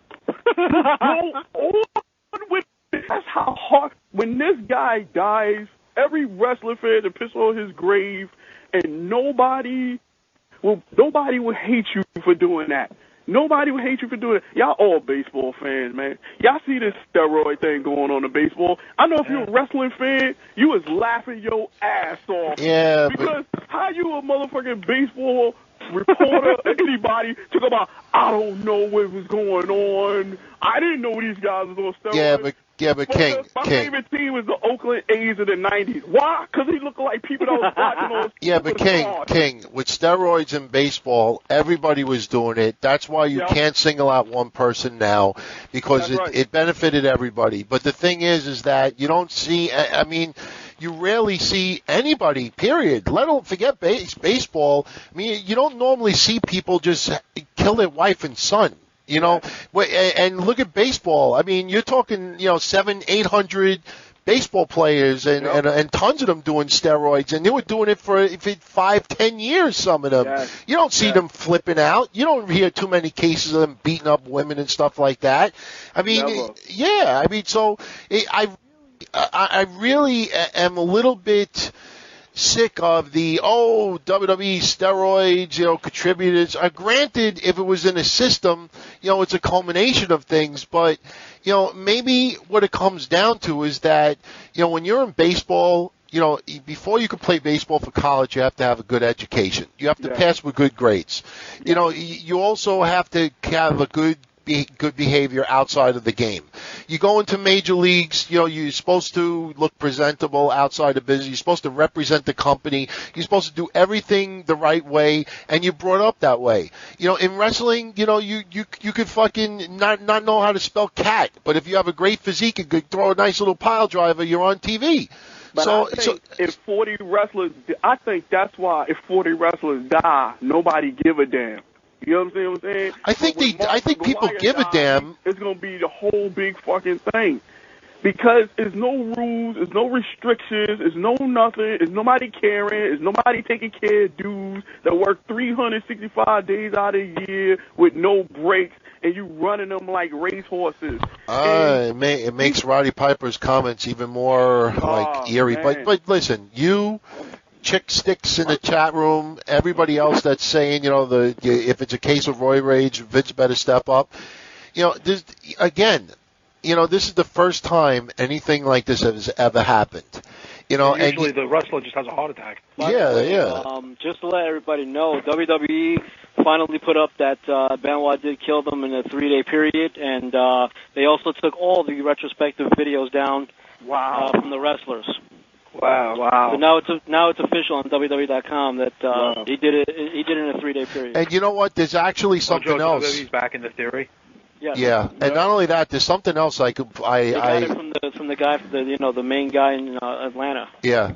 And they also say this at the end. We have all the details, but we were told by police not to release it at this time. Wow. Yeah. And he can't even write a "If I Did It" book. No. No, King. This is horrible. King. There's actually something else. I actually got this earlier also, that there is a rumor, and take it only as a rumor right now. I don't know if it's factual. There is a rumor that Chris Benoit was sending some very strange text messages to one or more WWE people over the weekend. I'm not saying, anything more like that. I'm not saying who it was, but there is a rumor that not saying that he did it, that he admitted to that, but he sent some very strange and eerie text messaging over the weekend. But how weird was it at that Hog Wild to see him in the ring fighting Dean Malenko, who's also messed up, with Liz and Woman standing on the outside? Yeah. This industry is disturbing, man. What's next? Triple H is going to use chicken blood or Stephanie? I mean, what the hell is going on? What the hell is going on? You know what? Listen, you know what? Like Kevin said earlier, WWE's got to get some psychiatrists in there and start evaluating people. Yeah. Just because listen, don't take this the wrong way when I say this, but just because Chris Masters is the masterpiece doesn't mean that there's any meat in that brain to go with that barbecue sauce. You know what I mean? What? I'm not saying. I didn't get that. No, that wasn't one of your. No, what I was trying to say is that just because a wrestler has a great physique physically, you never know what is going on emotionally. And just because someone could draw you money, I think they have to examine a little bit closer some of their talent. Granted, this is like I said again, this is the only time something like this has ever happened. But now you got people. I mean, I don't want to single out people, but I feel so sorry for Chavito because this guy lost Eddie, and he lost now Chris. I felt so bad for Edge. I mean, when he came out there and said, "I only try," I go to 3 people in this industry for help and advice, and 2 of them are no longer with me. And you got to feel bad for those people because those people, Chris Benoit was a friend to them. Somebody better keep track on the third one. Yeah, who knows what the third one is? Kirk. I guarantee you it's not Triple H. You talking about Kirk?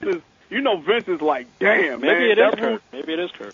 Oh, man. Vince is like, damn, now I can't make no money putting this guy in the Hall of Fame. Yeah, now I can't make no money making a Chris Benoit DVD 2. Kabuki. I can't make no money doing nothing. Thank you, Kabuki, in the chat room. He brings up something that I've said over the years repeatedly. Out of every entire entertainment or sports industry on this planet, the wrestling industry attracts the weirdest, the wackiest, the strangest people on earth. I mean, and it's because all these wacky people close their eyes and they could escape into an imaginary world where they could be a quote-unquote champion. But just because you're a champion, see, Chris Benoit proves it. He was a champion in the ring. But in real life, the guy was a jobber. He jobbed out. He pussied out. This guy, it's the wrestling industry is fucked up. There's a lot of good people in it, but in essence, it attracts the strangest. That's what wrestling always was. It was outcasts. It was the larger-than-life people. It was from Gorgeous George to Haystacks Calhoun. Yeah. I mean, there were a lot of good people, but, people don't want to see regular people in the ring. They want to see freaks. But what you say speaks volumes because all that shit Randy Orton get away with, nobody smacks his ass, all that shit all these guys get away with, and with no repercussions, no fucking...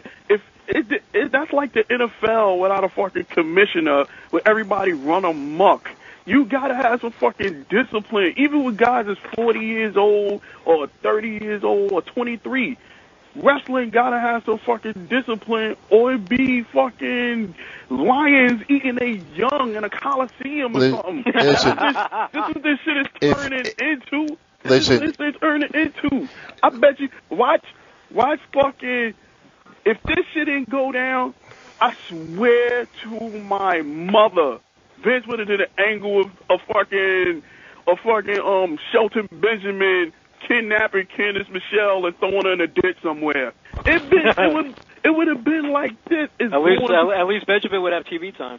For real. Yeah, that's right. Word up. I'd rather him kill somebody. Do anything to get on TV. Do anything. Get on TV. That guy's so buried, he could kill the whole WF staff to get on TV. I'd be popping for it. Because this is the darkest day in wrestling. I think the second darkest was Santino Marella getting that IC title, but that's another story. Who the hell is Santino Marella? He's the Intercontinental Champion for the last 3 months. I gotta say though, it speaks volumes when they took all the tribute videos down. Wow. In terms of the wrestlers, not the tribute videos are there, but the wrestlers, when they were talking about Benoit, they're all gone. All right, you ready for this? Go ahead. The B word will show up on WWE.com sooner or later, and that is the word betrayed. You're going to start hearing people saying, I feel betrayed. But again, you cannot find fault for WWE doing a tribute tonight. They did not know. And I guarantee you they will shove it down your throat. They know the cause of death, and they're not able to release it. Yeah, but what really would speak volumes when he gets snatched off inducting Eddie Guerrero in the Hall of Fame at the WrestleMania 22 Hall of Fame induction. Because there is no words for this. And this shit gonna be all over the news, how bad wrestling is. This shit gonna be all over. Oprah gonna have it on how bad wrestling is. This is why, King. This shit gonna be everywhere. Yeah, but King, this is why WWE is doing everything right now. They did a tribute. They did the right thing. Now we're finding out the dark side of it. They're removing things. They're putting up the truth. They're not hiding behind it, and they're going to go right outright and say, that it's disgusting what happened, and nobody could say that they're turning on the guy. They're like Kevin said, they will defend their fellow, employee no matter what until they find out otherwise. And in the past, they sort of brushed things under the rug. Eddie, God rest his soul, but let's face it, the guy died because of steroids. Come on. But he didn't want to die. He didn't, the guy loved the business. He just wanted to entertain. And we sort of have we have that place in our hearts, Fatty, even though, his death probably could have been prevented. Yeah. But here's a situation where somebody just absolutely, did the most heinous thing alive, and trust me, I think from now on, you cannot take anybody lightly. Now, I'm not saying that we knew guys was fucked up. We knew Ravishing Rick Rude was fucked up. We knew Kurt Hennig. Yeah, but they never killed their families or anything like that. They got fucked up in their own private little world. I thought Rude was simply ravishing. I didn't think it. Yeah, he was simply ravishing. And when you watch him and Ricky, dude, I grew up. So did I. When you watch him, I also started painting on my jeans. Well, you know what happened to me is I almost got into trouble because I painted my brother's wife's picture on my. Oh my God! And you started swiveling. Well, she was attractive.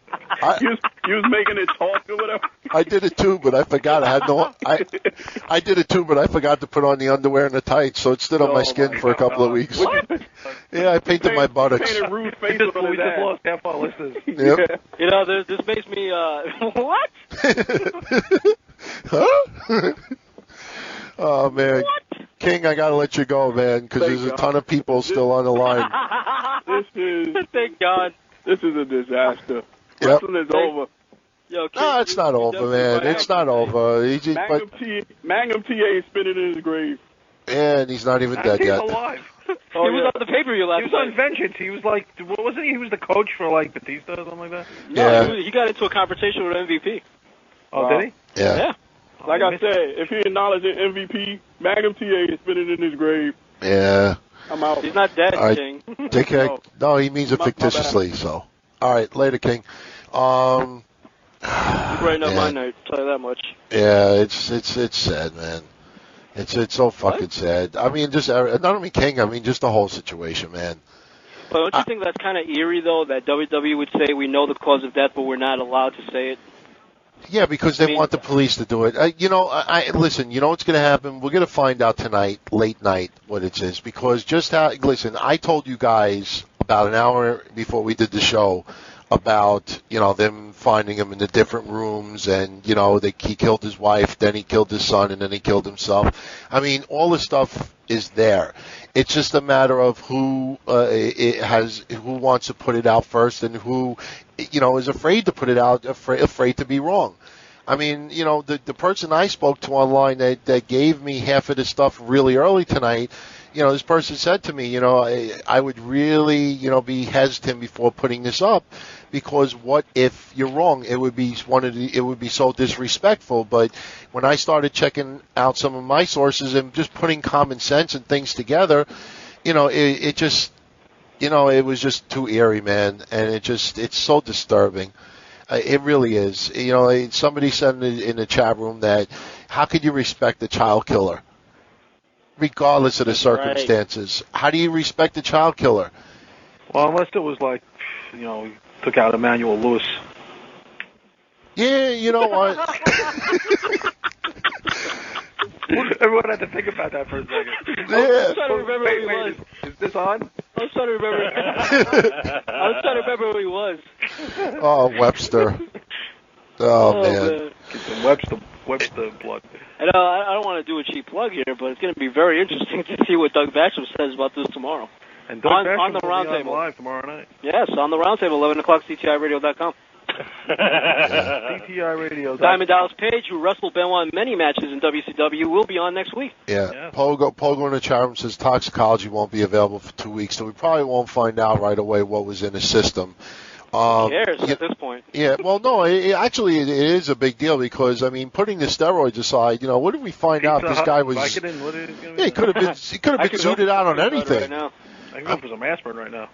He could be zooted out on anything. I mean, he could have had some really, illicit drugs in his system. Forget steroids. I mean, then again, it's even worse. He could have had nothing in his system. It's something to think about too. I mean, you can't. If he doesn't have nothing in his system, that's worse than having something in his system. Yeah. But I'm telling you, I think people are going to underestimate how big this story is going to be outside of the wrestling world. It's going to be a pretty big story. Yeah, it is. And the fact that he was a wrestler, and I invite anybody out there to call our local hotline, 718-303-4444. If you go to wrestling-news.com, the phone number is right at the top on our, on our website. Me, Joey, and Kevin did a hotline report earlier. What was going on? No. But listen, but it's kind of eerie. It's kind of eerie that we did that report early because we did that report about 15 minutes after we found out we did that. It's all right. Listen, a good laugh is needed tonight. There's like tons of emotions right now. I know. I'm taking the laughter for now. I wanted to rebut, the whole Jim Ross thing from last week. I actually got some very. I got to give a shout out to N. That was disgusting. But I got to. We back Jim Ross, by the way. Yeah, we do. Yeah. We actually wrote him an email saying we're with you. He'll be on the round table along with what's her name, Adina Howard. Yeah. Yes. I want to give a shout out to Raj. Freak like me? She'll be doing Freak Like Me acapella. I want to give a shout out to. We only get the top guests on the Minority. Yeah. I want to give a shout out to Raj in the chat room. He's listening all the way from New Zealand tonight. Wow. So, Where's Luke and Butch? Yeah. So anyway, you want to take one? It's 1:30 in the morning, guys. How long you want to go with this? I want to wrap it up. Yeah. All right. So work. All right. So all right. You want to just take like 2 more quickies? I wish I could have a quickie. All right. We'll take one more quickie. Unless if you 2 other guys want to stay on, who called too? If C hangs up. I could definitely stay on. I could stay on too, but then I get disconnected. I'll call you back, Kevin, if you want. Yeah. So it's understandable we have a show tomorrow too. So C's dipping out. We'll see you tomorrow, C. Yeah. And C, yeah. I'm going, Funker. All right. I'm going to wait for these guys to get back on. He's going to get Kevin back on because he had to go 90-90 because he's got to work tomorrow. So it is almost 2 o'clock in the morning here, people. And I didn't even realize that we've gone over 2 hours already. But believe it or not, and Joey will actually vouch for this, we still got over 80 people in the chat room right now. I could stay on tonight, as long as we have to. Yeah, well, we got This is, this is obviously one of the most fascinating, incredible things that we'll ever be a part of in our lifetime, and I think that it deserves a 4-hour show. Yeah, right. It is a little fascinating because you just it really is. I mean, like every minute that we're doing the show right now, I'm reading more and more, and it just doesn't stop. Yeah, and plus, Joey, you see for yourself. There's over 80 people in the chat room right now. I'm not exaggerating. It gets worse. Yeah. So you got Kevin back? No, I'm giving time to clear. Okay. Just a couple other things I want to let everybody know. Obviously, the show is going to be strictly regarding the Benoit situation tonight.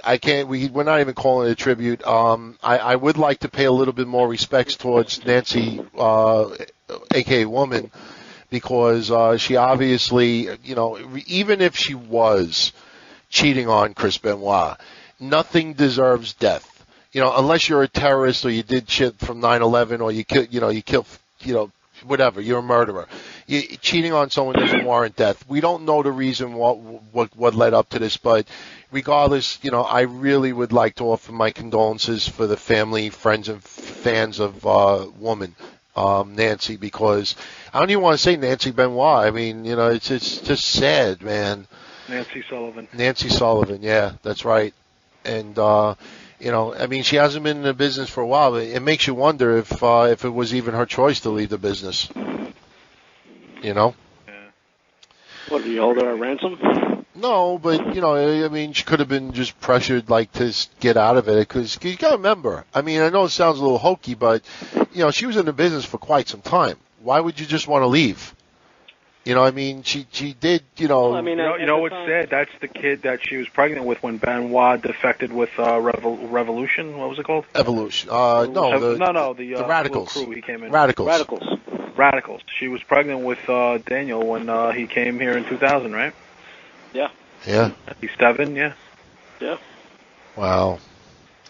Well, the thing is, at the time that she left, she was up there in age, and she wasn't really offering anything new to the business. Yeah. By the way, so in case anybody knows, the actual factual ages of Benoit. Benoit was 40, turned 42 months ago in April, and Nancy was 43. So. And as we said earlier, you just put it up, Kevin, but WWE.com has confirmed all of this. Yeah, they're back in the theory. Yeah. So it's absolutely horrible, but we'll take more calls. 866-352-8485. Feel free to call in. There's a ton of people trying to get in. Hey, you're on. Who's this? Anyway, obviously, with what's going on, the synopsis for the show is going to be very small, so we will put up the webcast by tomorrow night. So anybody wants it down. Call me right back. Me? Yeah, call me right back. All right. I'll wait a minute and then I'll call you back. You know what I'll do? Let me take one call quick so you clear out your line and then I'll call you right back. All right, call me right back. All right. I'm going to... Wow, he sounded like he was on a payphone. All right, I'm going to take one call by myself and then we'll get these guys back on. 866. Hey, you're on. Who's this? Hey, it's Luke from St. Louis. What's going on? Hey, Luke, what's going on? You're actually on with me one-on-one right now because these guys had to fix their phone situation. I understand. I heard you're having problems with it overload and stuff. Yeah, there's still tons of people trying to call in. So I know, man. There's a ton of people in the chat room too. Yeah, talking about the same thing for the past 2 hours. I know, right? I understand it too. It's insane. I mean, everything's just it doesn't get old. We're still just reveling in this, what the heck's going on? This was that sudden, And you know what's sad? The most part about it, there's so many people that would have wanted to give their favorite Benoit memory, their favorite Benoit moment. We, like I was saying earlier on a local hotline, we did it 15 minutes after we heard what happened. And we really did not think that he could have killed his family. I thought originally he came home and found them deceased, and he was so distraught he killed himself. And we gave memories and some really good, reminiscing on it. And now I'm just I'm going to erase that as soon as we're done with this report tonight. It's there's so many people that wanted to celebrate his career. I was trying to think myself, okay, maybe something outside of their family happened. Maybe something so serious that they were attacked, or maybe it was something fluke accident. Yeah. I never I never would have thought something like this would have happened. Yeah. I was just trying to think of stupid excuses too, but this is exactly what's going on right now. Yeah, it's really. I mean, none of us could comprehend, what could have caused this. But, I when I heard there was no gun involved, then I was thinking, okay, maybe someone, broke into the house and, they died, there was maybe a knife or something involved. Then comes out there's no stabbings. No stabbing marks. Yeah. So what are the chances of, them, all three of them getting strangled by someone on the outside? And Chris Benoit seems like a type of guy who could protect himself pretty good.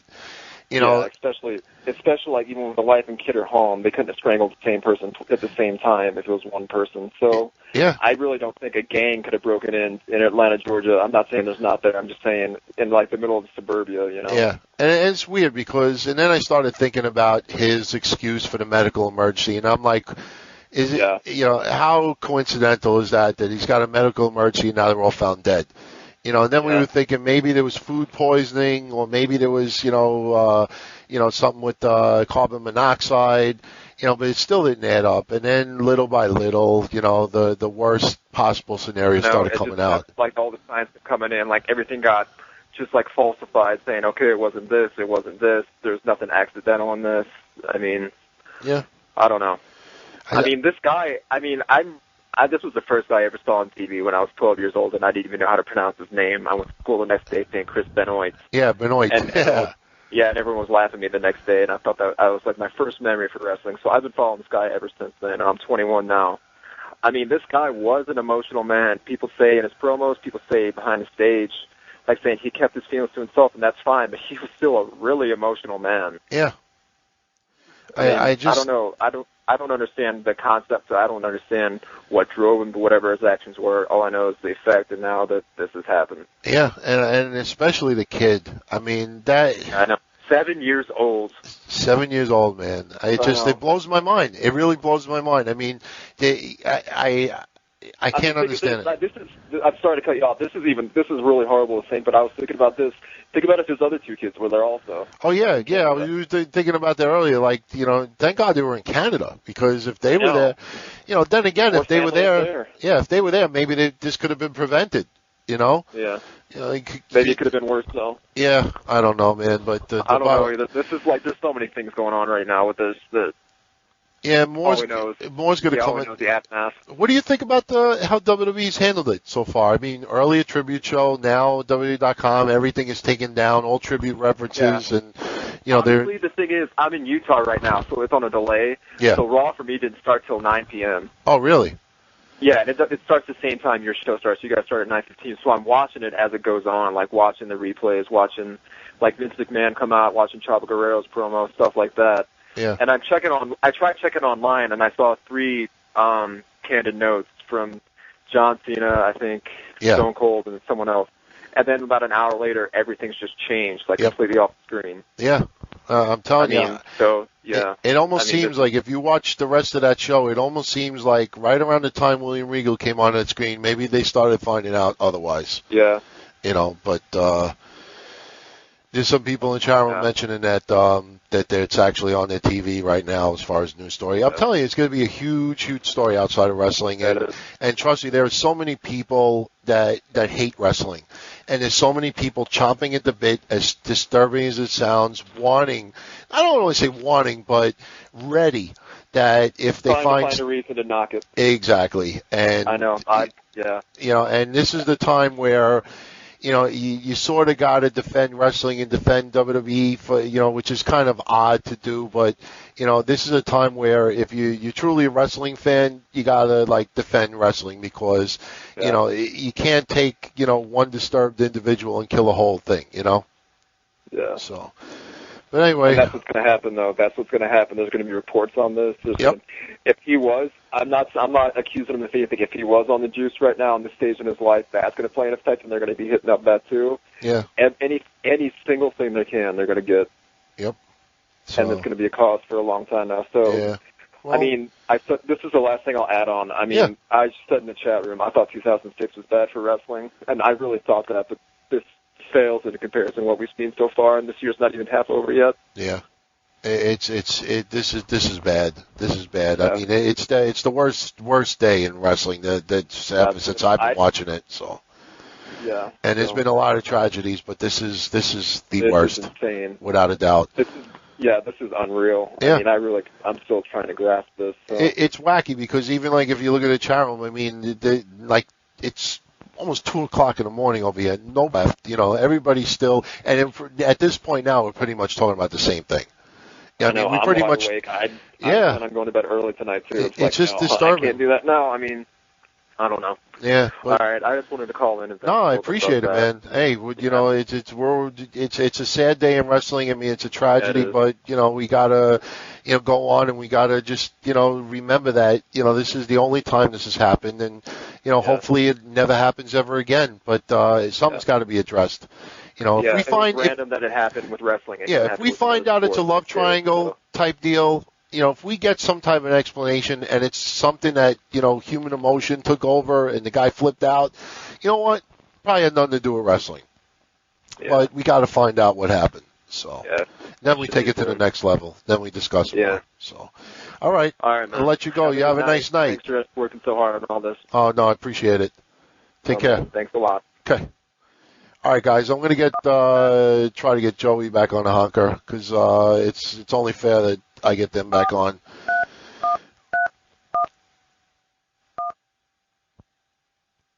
And those push buttons will be edited later on, so I don't want nobody trying to call them up. Hey, what's up? All right.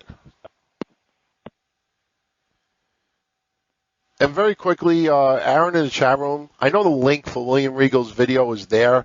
All the links are still there. They're just not showing them on the main page. They do that all the time. Yeah. We're back. Yeah, we're back. Yeah, it's weird because there's more people actually going in the chat room now. It's like we can't leave.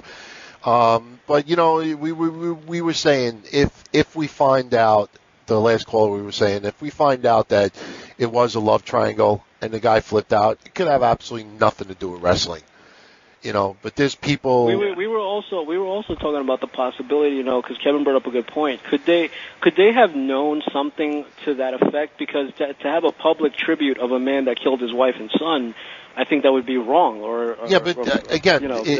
Maybe they didn't know. I really believe that they didn't know. I don't believe that.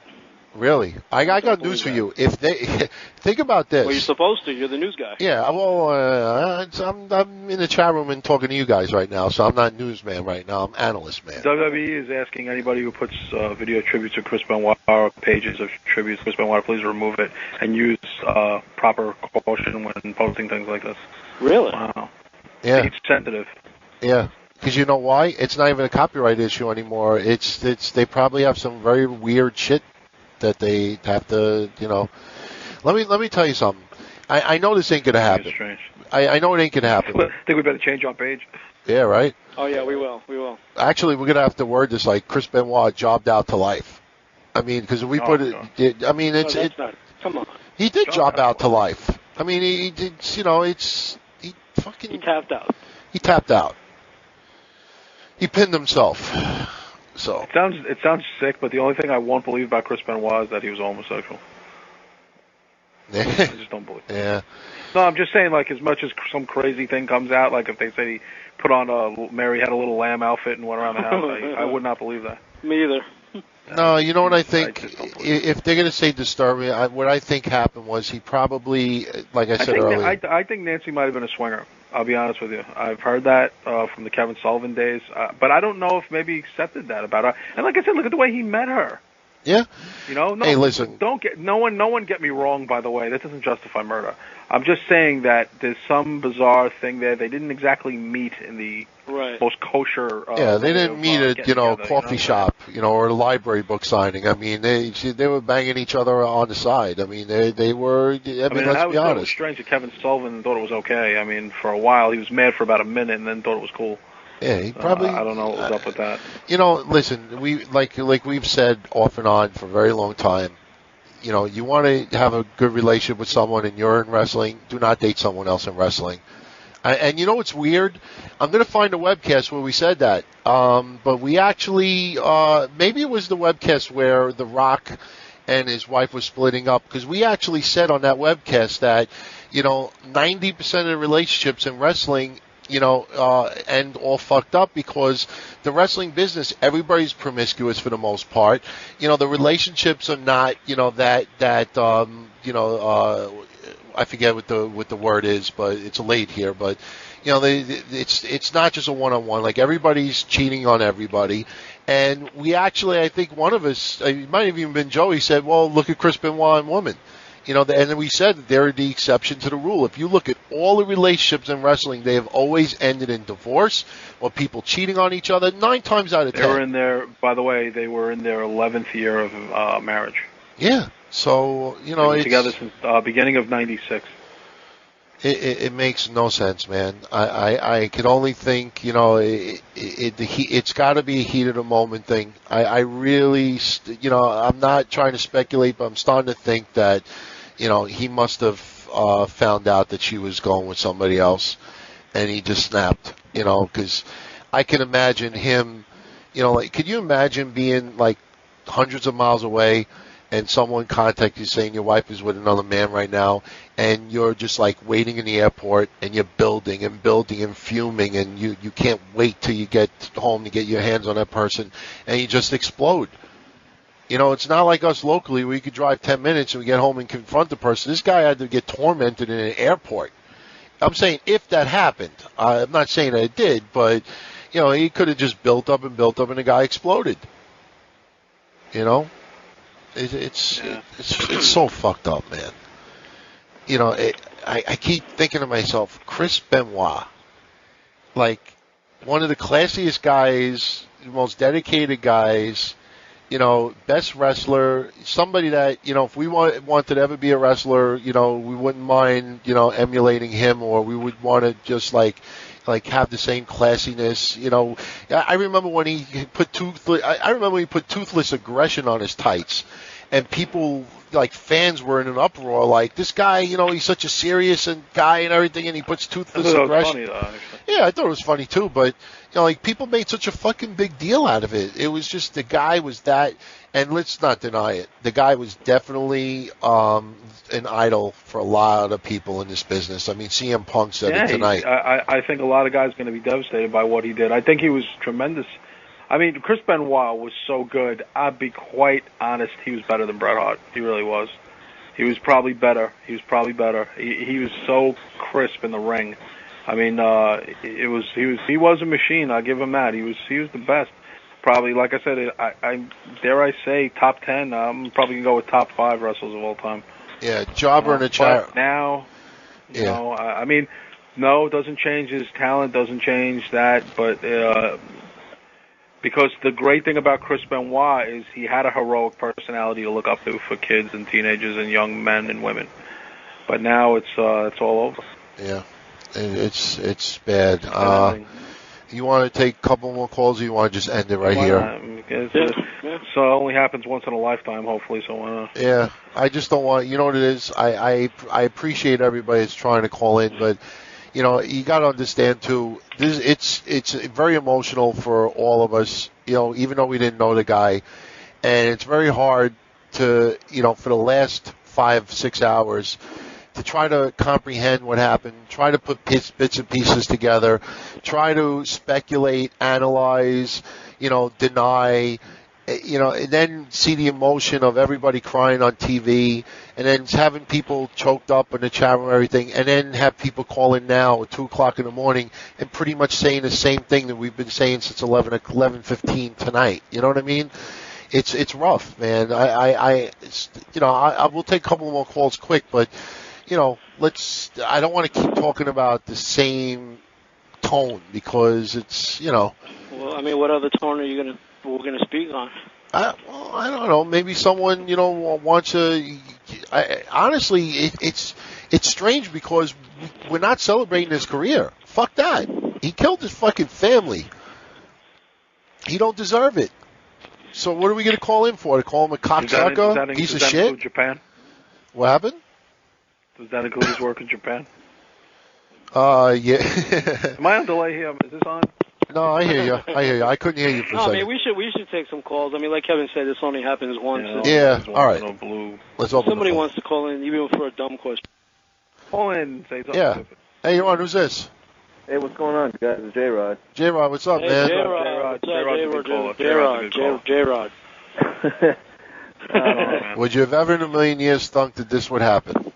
Oh, man, I'm pretty sure you guys already know that I was always pretty much a big Benoit fan. Yeah, we all were. I was actually kind of, somewhat okay with it.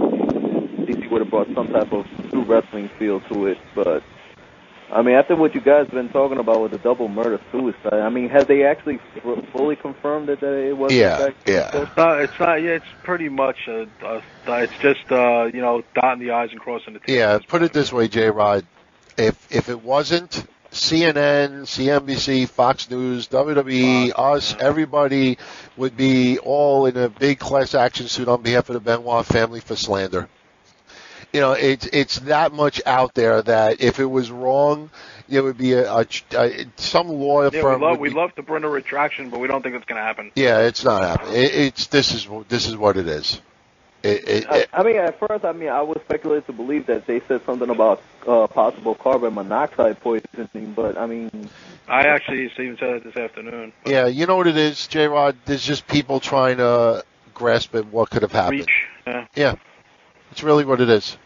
And I think for the most part, much like everybody else, I mean, I was almost pretty much choked up earlier in this whole tribute thing, especially with CM Punk and, Edge. I mean, at this point, I think I found a little more of a respect for CM Punk because, I mean, I felt that he was kind of that level of a young Benoit in training because I really think he does bring that similarity of aggressiveness in the ring.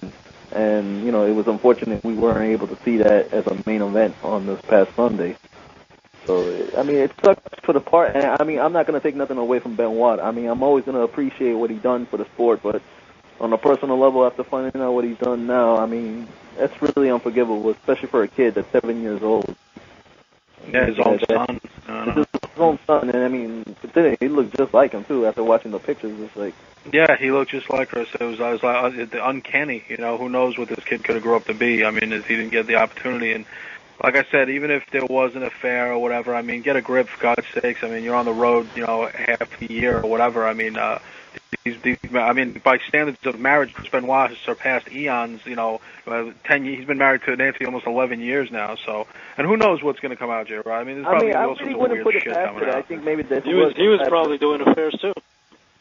But I think for the most part, there could have been some type of situation maybe with Nancy was seeing somebody. He may have gotten enraged, may have killed her, and then in the process, probably didn't want to see his son without a mother. And thinking it was best to... And that's what we were thinking, J-Rod, that he contemplated, I just killed my wife and son, and I'm sitting there, what do I do now? I can't go to jail. I'm Chris Benoit. I'm going to go to jail for the rest of my life. Like, I can't do that. I got to kill myself. That's what I'm saying, because her body, it's almost... pretty much factual that she was killed on Saturday, and he died this morning. So it's just like he must have been contemplating walking around the house like a maniac, all wired up, trying to figure out what to do. But they say he was gone since Saturday, right? Because I mean, well, from what I understand, this is what I understand. He got home on Saturday. Yeah, this is what I understand the scenario. He got home on Saturday. And, obviously something happened, and he killed his wife on Saturday. On Saturday, I believe he killed his wife on Saturday night. Yeah. And then sometime Sunday morning, he sent some crazy text messages. I don't want to say who could have been or why, but sent some very eerie text messaging to some people. Didn't say that he killed anybody, but, it was just very eerie.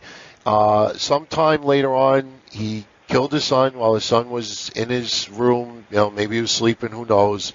And Monday morning, WWE called the cops in Texas, in Georgia, told them to go, please do a welfare check. That's what I was trying to say earlier, on the house. Gave them the reasons why. And when they got there, they found all three of them dead. So he killed himself sometime between Sunday and Monday morning. Night and Monday morning, yeah. Yeah, so they found him at 2:30 in the afternoon. So it was between Sunday and Monday.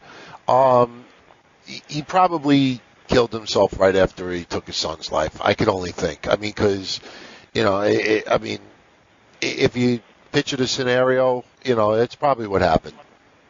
Because he didn't send any text messages Sunday night, didn't send any Monday, so I don't know, man. And the weird thing is I'm on WWE.com right now, and, I'm very, very curious all of your reactions, including J-Rod's. They have photos of Benoit, like photo retrospective, video retrospective, another Benoit retrospective, like all to the right of it. And they even have comments from Carl DeMarco, saying he was a very respectful guy and everything. Should there be that much on the website? I mean, it looks kind of eerie to, on the right, have all these video and picture retrospectives, and then on the left you're saying a double murder-suicide. So you're giving a picture and a video retrospective on a killer?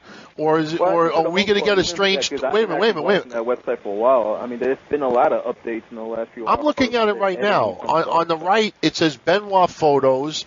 Then under it says Benoit videos. Then under it says Benoit retrospective. Then underneath it, it's a press release. And then to the left, it says double murder-suicide. I mean, I think the best to solve all this, I mean, if they don't try to do any type of tribute wrestling show in dedication to Benoit and then this week or next week, then I'm pretty sure that what they just did today was probably like some last-minute thing, but then when realizing what happened, they just decided not to go forward with any more tributes because what... Listen, I'm not saying this to sound like a wise ass, but I don't know if you just heard what I said. They have on WWE.com right now a picture retrospective of his career. Underneath it, they have a video retrospective of his career. They are actually tributing his career in photos and videos on WWE.com, and to the left of that, it says double murder-suicide. So you understand? I'm not arguing with you, but I'm just saying they, on their website, have a video and picture tribute to a guy that killed his wife and killed a 7-year-old kid. Should they have any type of a fucking picture or video? I'm not asking you to agree with me. I mean, be honest. I mean, but I just find that quite disturbing to look on that website and, see, let me look at the photo career of a child killer. Let me celebrate the video career of a guy who was great up until 2 days ago. I don't know. It just doesn't sit right, I think, like I said, we'll have to just wait the next couple of days to see if they still keep those same things up on the web. Because I mean, if they are now trying to announce the whole thing with the double suicide and confirming it, I mean, it'll probably take some time before they change that whole website. Yeah, I agree. There were, like I said, certain things were taken out earlier. Like there were some certain videos that I didn't see that I saw earlier that were not there now. Right. And they even have the little tiny press release with WWE's statement right at the bottom, which wasn't there earlier. Yeah. So, like I said, it may take like another day or two before we actually see a full change. And if they don't have a full tribute to him on the shows, then at least we know for the most part they're probably going to keep that part quiet. Right. Joey, Kev, what do you think about it? I mean, seriously. I could really go for some ice cream right now. Yeah, me too. What do you think is the best sunscreen for? I don't even know. Yeah, I don't blame you guys. I really don't. I mean, it's just, it is. I really don't even want to get this emotional at 2:00 in the morning. I like to go to bed, because I unlike Chris Benoit, I actually have like a job and responsibilities to do right now. So I'm just saying, like, he took the Mike Awesome approach. So. No. What I mean, J-Rod, is that we all got to remember we have our lives that we have to take care of. For a lot of people listening, they have children. I'm off tomorrow. Yeah, well, that's actually tomorrow's supposed to be 95 over here. So no, but a lot of people listening, have children. Smoked Out has a child. I mean, there's a lot of people that, I know it sounds corny to say, but you know what?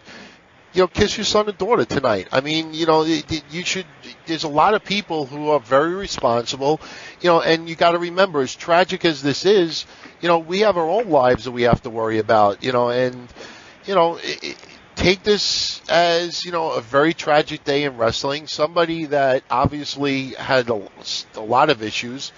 Like Kevin said earlier, I know it sounds a little bit cold to bring up, it's possible, relationship things in the past, with his wife. But, I mean, if you marry someone, that has had that type of livelihood, sooner or later, I mean, that livelihood could kick into gear again. And who says that it never stopped? I mean, who knows? None of us know. But all we know is that this guy snapped and killed his family. And really, there is nothing in this world that you could tell me to cause him to do this, where I could say, you know what? I feel bad for the guy. Yeah, it's a tragedy, and he had a great career, and rest in peace. Oh yeah, I mean, like I said, at the end, I still want to kind of keep the Benoit on the character, as a wrestler, and as opposed to Benoit as a person. No one's gonna forgive what he did on his person. Then how come nobody celebrates OJ as a great football player anymore and celebrates his thing? But yet he's, and he didn't even kill a kid. No. You know what I mean? It's just killed a crackhead and some. Are we selfish as wrestling fans because he was so? You know what I think it is, and this is no fault to us. I think what it comes down to is that although O.J. Simpson was a great football player, he wasn't the only great football player for the most part in that generation. Chris Benoit for our generation is in the top 3, and is really up there. And to have someone so high up there on the chain that we follow, it's very hard to dismiss that he is responsible for a lot of reasons why we like wrestling. Definitely. Joe, like Kevin, I'll agree with him too. I mean, I put Benoit even over like guys like a Bret Hart. I even put him over. He was probably better. He was probably better. And honestly, I do believe that. I always thought, comparing to Bret Hart's wrestling style and to Benoit's, I always enjoyed more of Benoit because he was able to take it to the air. He could take it to the ground. He could chain wrestle. He had the aggressiveness that, I could see in Bret Hart, but in that... Yeah, he was, like I said, Bret Hart was a machine too, but Benoit was an aggressive machine. But he was an aggressive person, and he made you feel like that wrestling was real in a sense. Yeah, and he never looked gassed. Bret Hart had his winded moments where the ring, Bret Hart looked like he was worse for wear. Yeah, he always had Benoit just looked like his cardiovascular was so tremendous that he could do 2-hour match, no problem. Oh, definitely. And there's never going to be another wrestler like Benoit again. I even put him over Kurt Angle, right? As much as. Oh yeah, me too. I'll put him over Angle. Well, also he has so much more experience than Angle. In fairness, Angle didn't debut till '99. Benoit's been doing this since he's 15. So, Benoit was basically master of his craft. He was as good as you can get at your profession. Definitely. I mean. With all this, though, I mean, the only thing, not to make light of the subject, the only thing I can say that I'm glad for is that hopefully maybe this is the end of that stupid McMahon angle because, I mean... It's the end, yeah. It's going to change the dimension of a lot of guys' careers. Not that anybody wants to benefit off this, but like I said, now they're really going to have to depend on some of the young guys like Johnny Nitro and CM Punk to really try and see if these guys I'm only hoping that doesn't become the opposite because at this point, people, like, if they see Johnny Nitro with a belt, they'll probably start chanting Benoit, Benoit, Benoit, depending how the fans are. There won't be any Benoit chants. No. I really don't think so. When this shit gets out, I think there might be, there'll be some CM Punk chants, but I don't think they're going to have to worry about editing out Benoit chants. Yeah, they have to be very careful with this because you got to remember, WWE has really prepped, not indirectly, they have prepped their fans to be very disrespectful. And there are a lot of wrestling fans that, let's face it, like I said earlier, the wrestling scene has the wackiest, weirdest, sickest people around. Yeah. There are people that are going to... really good promo to be fucking disruptive with what all the time. Yeah, there's going to be people to be disruptive just to be disruptive. There are going to be people out there that aren't going to... I hate to say this, aren't going to give a shit that he killed his wife and his son. They're going to be more upset that Chris Benoit is dead. Instead of, you understand what I mean? Like their one of their favorite wrestlers can no longer perform for them. And trust me, there are going to be a lot of people out there that are going to be like that. And like I said earlier with the caller before we got Joey and Kevin back on, there's going to be people like Phil Mushnick and others not hoping that something negative comes out, but they'll be chomping at the bit. They're drooling. Waiting for something to come out so they could jump all over it and blame WWE even more. And, and this is a very serious issue because, you got the stock market for WWE, and their stock has been going down a decent amount since they started this death angle.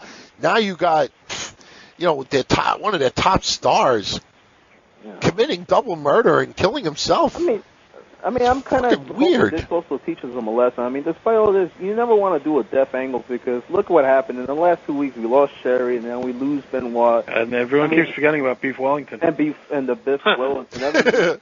Come on, I mean, you had a lot of deaths to the point when this guy started this angle. I mean, you don't ever want to do death, like you said, because if something really does happen to not just maybe the McMahon, but to anybody else, then how do you really, explain then the angle that you're trying to do that the person is supposedly dead?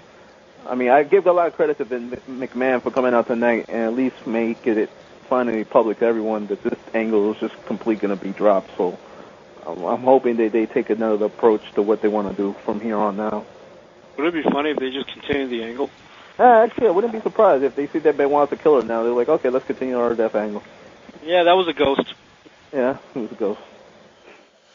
Oh, I don't know, man. Let's just, the next level now is to find out what actually happened there. And then we can react more. Maybe they'll say that Benoit was the one that put the bomb in the limo. Who knows? You think? Yeah. And he killed himself. I don't know, man. Just a real fucked up day, man. Oh, yeah. And it's just strange how it all started. I had just gotten in my house from working on my car, and Joey calls me up, and I'm like, what's up? So tell me you didn't hear the news. Thing is, the other day I was watching on WWE 24/7 the WCW Super Brawl 3 where I was watching Scorpio and Benoit. So, and it brought me back to some time because that's how I just started watching Benoit from that match. From there on to his ECW tenure. So, yeah, it's just ironic that just a day later, he's dead. So, yeah. All right, well, I'm going to let you go. I guess we'll get more details and we'll talk about it more next week, but I could guarantee you this, it will not be the entire content of next week's show. Oh, definitely. Let's just, at this point now, for everybody listening, live, archive, at this point now, let's just wait for the additional details to come out, and then we react more. Because from this point forward, all we're doing is speculating. Now we know who did it, and now we know when it happened. Now we're going to find out why, or try to piece it together. Those text messages are going to be a very big deal. Trust me when I tell you. And I will tell you this before I let J-Rod go. And for everybody that's listening, remember this. This is, like I said earlier, this is going to be a major news story outside of wrestling, and this has got the all the aspects of one of those news stories that mainstream viewers that just watch news and don't even watch wrestling will find this fascinating. Not in a good sense, but just intriguing. And what I mean by that is that when these major news organizations find out this guy had sent text messages, they're going to want to find out what was said. What's the most attractive thing for a major news organization to talk about news? When they get little teases and little clips and little things, that could have pieced things together. It's investigative work. So it may not be wrestling sites. It may not even be WWE.com. But places like Fox News and others, they're going to probably do their damnedest to get those text messages. And when we start getting those things, it's going to paint, a very eerie picture, And again, what does this say for one of the most celebrated wrestlers we all respected and looked up to? It's fucked up. So, but anyway, you enjoy the rest of the night. And just try to make the best of the rest of the night. It's fucked up, but, we all got our lives, and, we got to move on. We got to move on, man. I mean, it's a sad day. Don't get me wrong. We're going to miss the guy in the ring. It's a very tragic loss. It shouldn't have happened, but we got to move on. No one out there should cry themselves to sleep. By the look of Dean Malenko, it looked like he already moved on because the man had no type of emotion, really. Well, you don't know. Dean Malenko's not exactly Captain Excitement, which is why he's... I know. At a time of when Eddie passed, he had the same exact expression that he just did right now for Benoit. I think you can literally cut his nuts off, and he would probably not have much to say about it.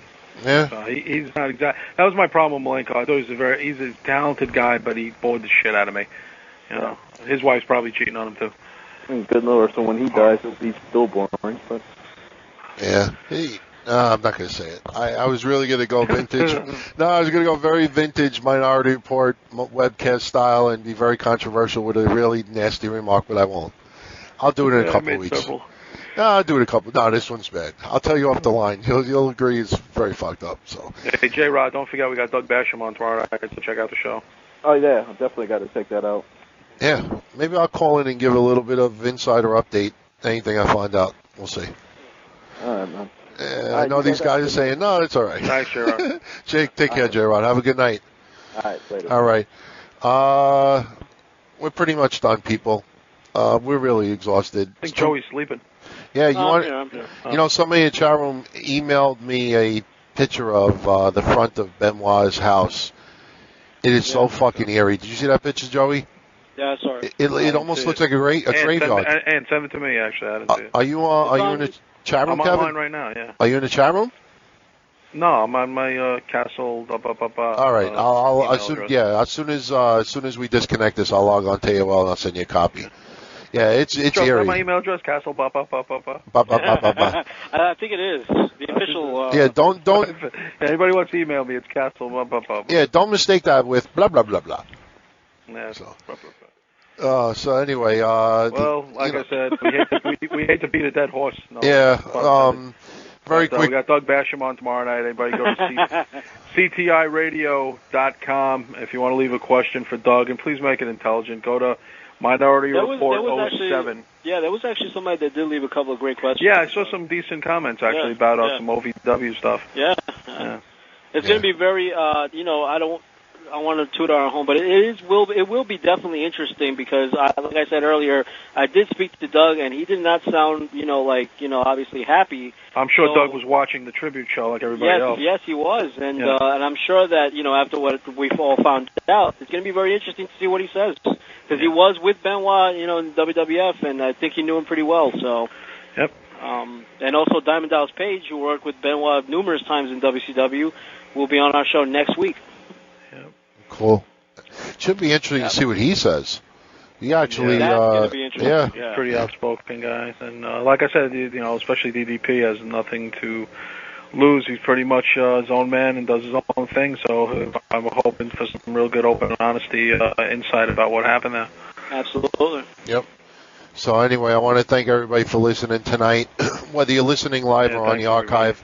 I'm sure that there are people listening tonight that may have never listened to us before. I mean, who knows? But if you are new to the show, unfortunately, tonight is not a prime example of what we're all about. Go check out the archives. You'll see what we mean. But I think everybody understands tonight. I think tonight, actually, under the circumstances, was a pretty good show. I mean, honestly, getting some opinions out. And, it was a very weird show because like you said, we went into it prepared to tribute Chris Benoit, and I started thinking of a lot of memories. An hour took Anthony. By the way, like I said, me and Anthony were talking throughout the Raw show a few different times. He called me and we were talking about updates and stuff, and we did, like I said, we took a turn with how the show was going to go, pretty much based on, we'll call it facts for now. They're not rock solid facts, but they're pretty much facts. Yeah. I like I said, I'm not afraid to like I said, put my ass out there and say I'm going to back up that this. No, this is what happened. I believe this is what happened. I thought this is what happened from the get-go. And like I said, and as Anthony said, there was no good way for this to end. But we had a tribute that we were going to do that we all wanted to do, and everyone should not get that wrong. We all like Chris Benoit. I mean, we disagree. We joke about Kurt Angle. This one hates Rhino, blah, blah. But Chris Benoit we all loved. I mean, as a wrestler. So it's unfortunate. I did not enjoy doing this tonight. I can tell you that much. Yeah, no. Some people asking if we could take a couple of quick questions in the chat room. You wanna? Yeah, why not? These will be quick. It's up to Joe. I know part of this you already answered earlier, but someone's asking it again. You think Benoit will get into the WWE Hall of Fame? Think what? Do you think Benoit will get into the WWE Hall of Fame? Absolutely not. No. I agree with you. OJ's not in the Hall of Fame. He won't be in the Hall of Fame. I agree with you 100%. No Hall of Fame for Benoit. Yep. Aaron, for the 15th time, he's putting up the link for Chris Benoit for William Regal's video tribute. It's still on WWE.com because they don't take the video down, they just take the link down. if you're putting it up so people could watch it if they missed it, yes, that's a very good post. But, if you're putting it up asking if, that it's still up there. And Matt Militia, you don't need to write your question 18 times. No, I'm not answering it right away. No, you got to see it. He doesn't do it intentionally, but you got to remember there's 55 other people in chat room. They're asking questions too, and when he types it 10 times, everybody's questions mixed in with it go along with it. Anyway, he wasn't aware of that. I know. He wants to. Did we hear the report of the double murder suicide that was originally released at 10 p.m.? So at some point late in the show, WWE knew that something was up. Matt, Kevin and Joey will vouch for you. At around 10:15 to 10:30, I was on the phone with these guys telling them that just to prepare them before we did the show live. All right, but you got to remember, like we said earlier tonight, if they found out that it could have been a double murder suicide, they probably found out as the show went along. Maybe it happened right around the time, they aired the William Regal thing, but you got to remember too, those were pre-recorded. So William Regal's statements were put up way earlier, but I think that if they did find out during the show, they already started a tribute. What are you going to do? Like I said earlier, what are you going to do? Halfway through, JBL throw his pen down and say, this tribute's over. That motherfucker killed his family. They had to go through the motions. They did the right thing. And trust me, it's very rare that we, make, just like when Owen passed away, falling from, these are difficult decisions to make. I mean, we can all be in the driver's seat, and we all want to hate on Vince, and Vince is to be hated for many reasons. But sometimes he has to just make a decision that it's like a stick with. It's like a military general. You send your men in there. Some guys don't come back. Some guys come back alive. It's just the way it is. Yeah. That's life. Everything doesn't go perfectly. Yeah. So it's life. Yeah. As far as what we think the main storyline will be from now on, can't tell you. It's like Kevin said earlier in the show, this is going to change a lot of writing. Yeah. Because, it's like taking a script that a movie guy did and it didn't sell, and they put it in the garbage and they start from scratch in the typewriter. That's what it's like. It's like, this movie's gone, and let's start over, get back to writing. That's what it's going to be. Everyone's, and it's going to take a while. I think the locker room, like they have in school, like we were talking about having psychiatrists and psychologists for these people, for these guys. I think they're going to have guys like that for this. I think there's going to be a lot of guys who are seriously affected by this. Yeah. I hope they watch some of the young talent who like a CM Punk who really look very distraught. And once they find out their hero, guys like Kenny Dykstra who looked up to Chris Benoit, did this could be, some guys might quit the business over this. You don't know what ramifications there are over this. Yeah, you really don't know what's going through people's minds. I mean, it's really very interesting. Yeah. Let's see. Deadpool. They actually, we all saw the tongue-in-cheek jokes that maybe Kevin Sullivan was arrested for the murder, but, once we realized that it was a murder, all jokes went out the window for the most part. Yeah. Sullivan's looking better and better every minute. Yeah. If it turns out Chris had steroids in his system, and now that he has a kid's death face to it as well, will it sink WWE to start another steroid trial for McMahon? I don't think so. No. It's negative press, but, negative press, but Chris has been in the company a long time. He's an 18-year veteran. He's not some influential kid. He pretty much, I guarantee you, Chris did what he wanted to anyway. He's one of the guys like Taker and Shawn Michaels who could pretty much call their own shots and do whatever they wanted anyway. So yeah, there's a handful. There's about 5 guys in WWE who do not.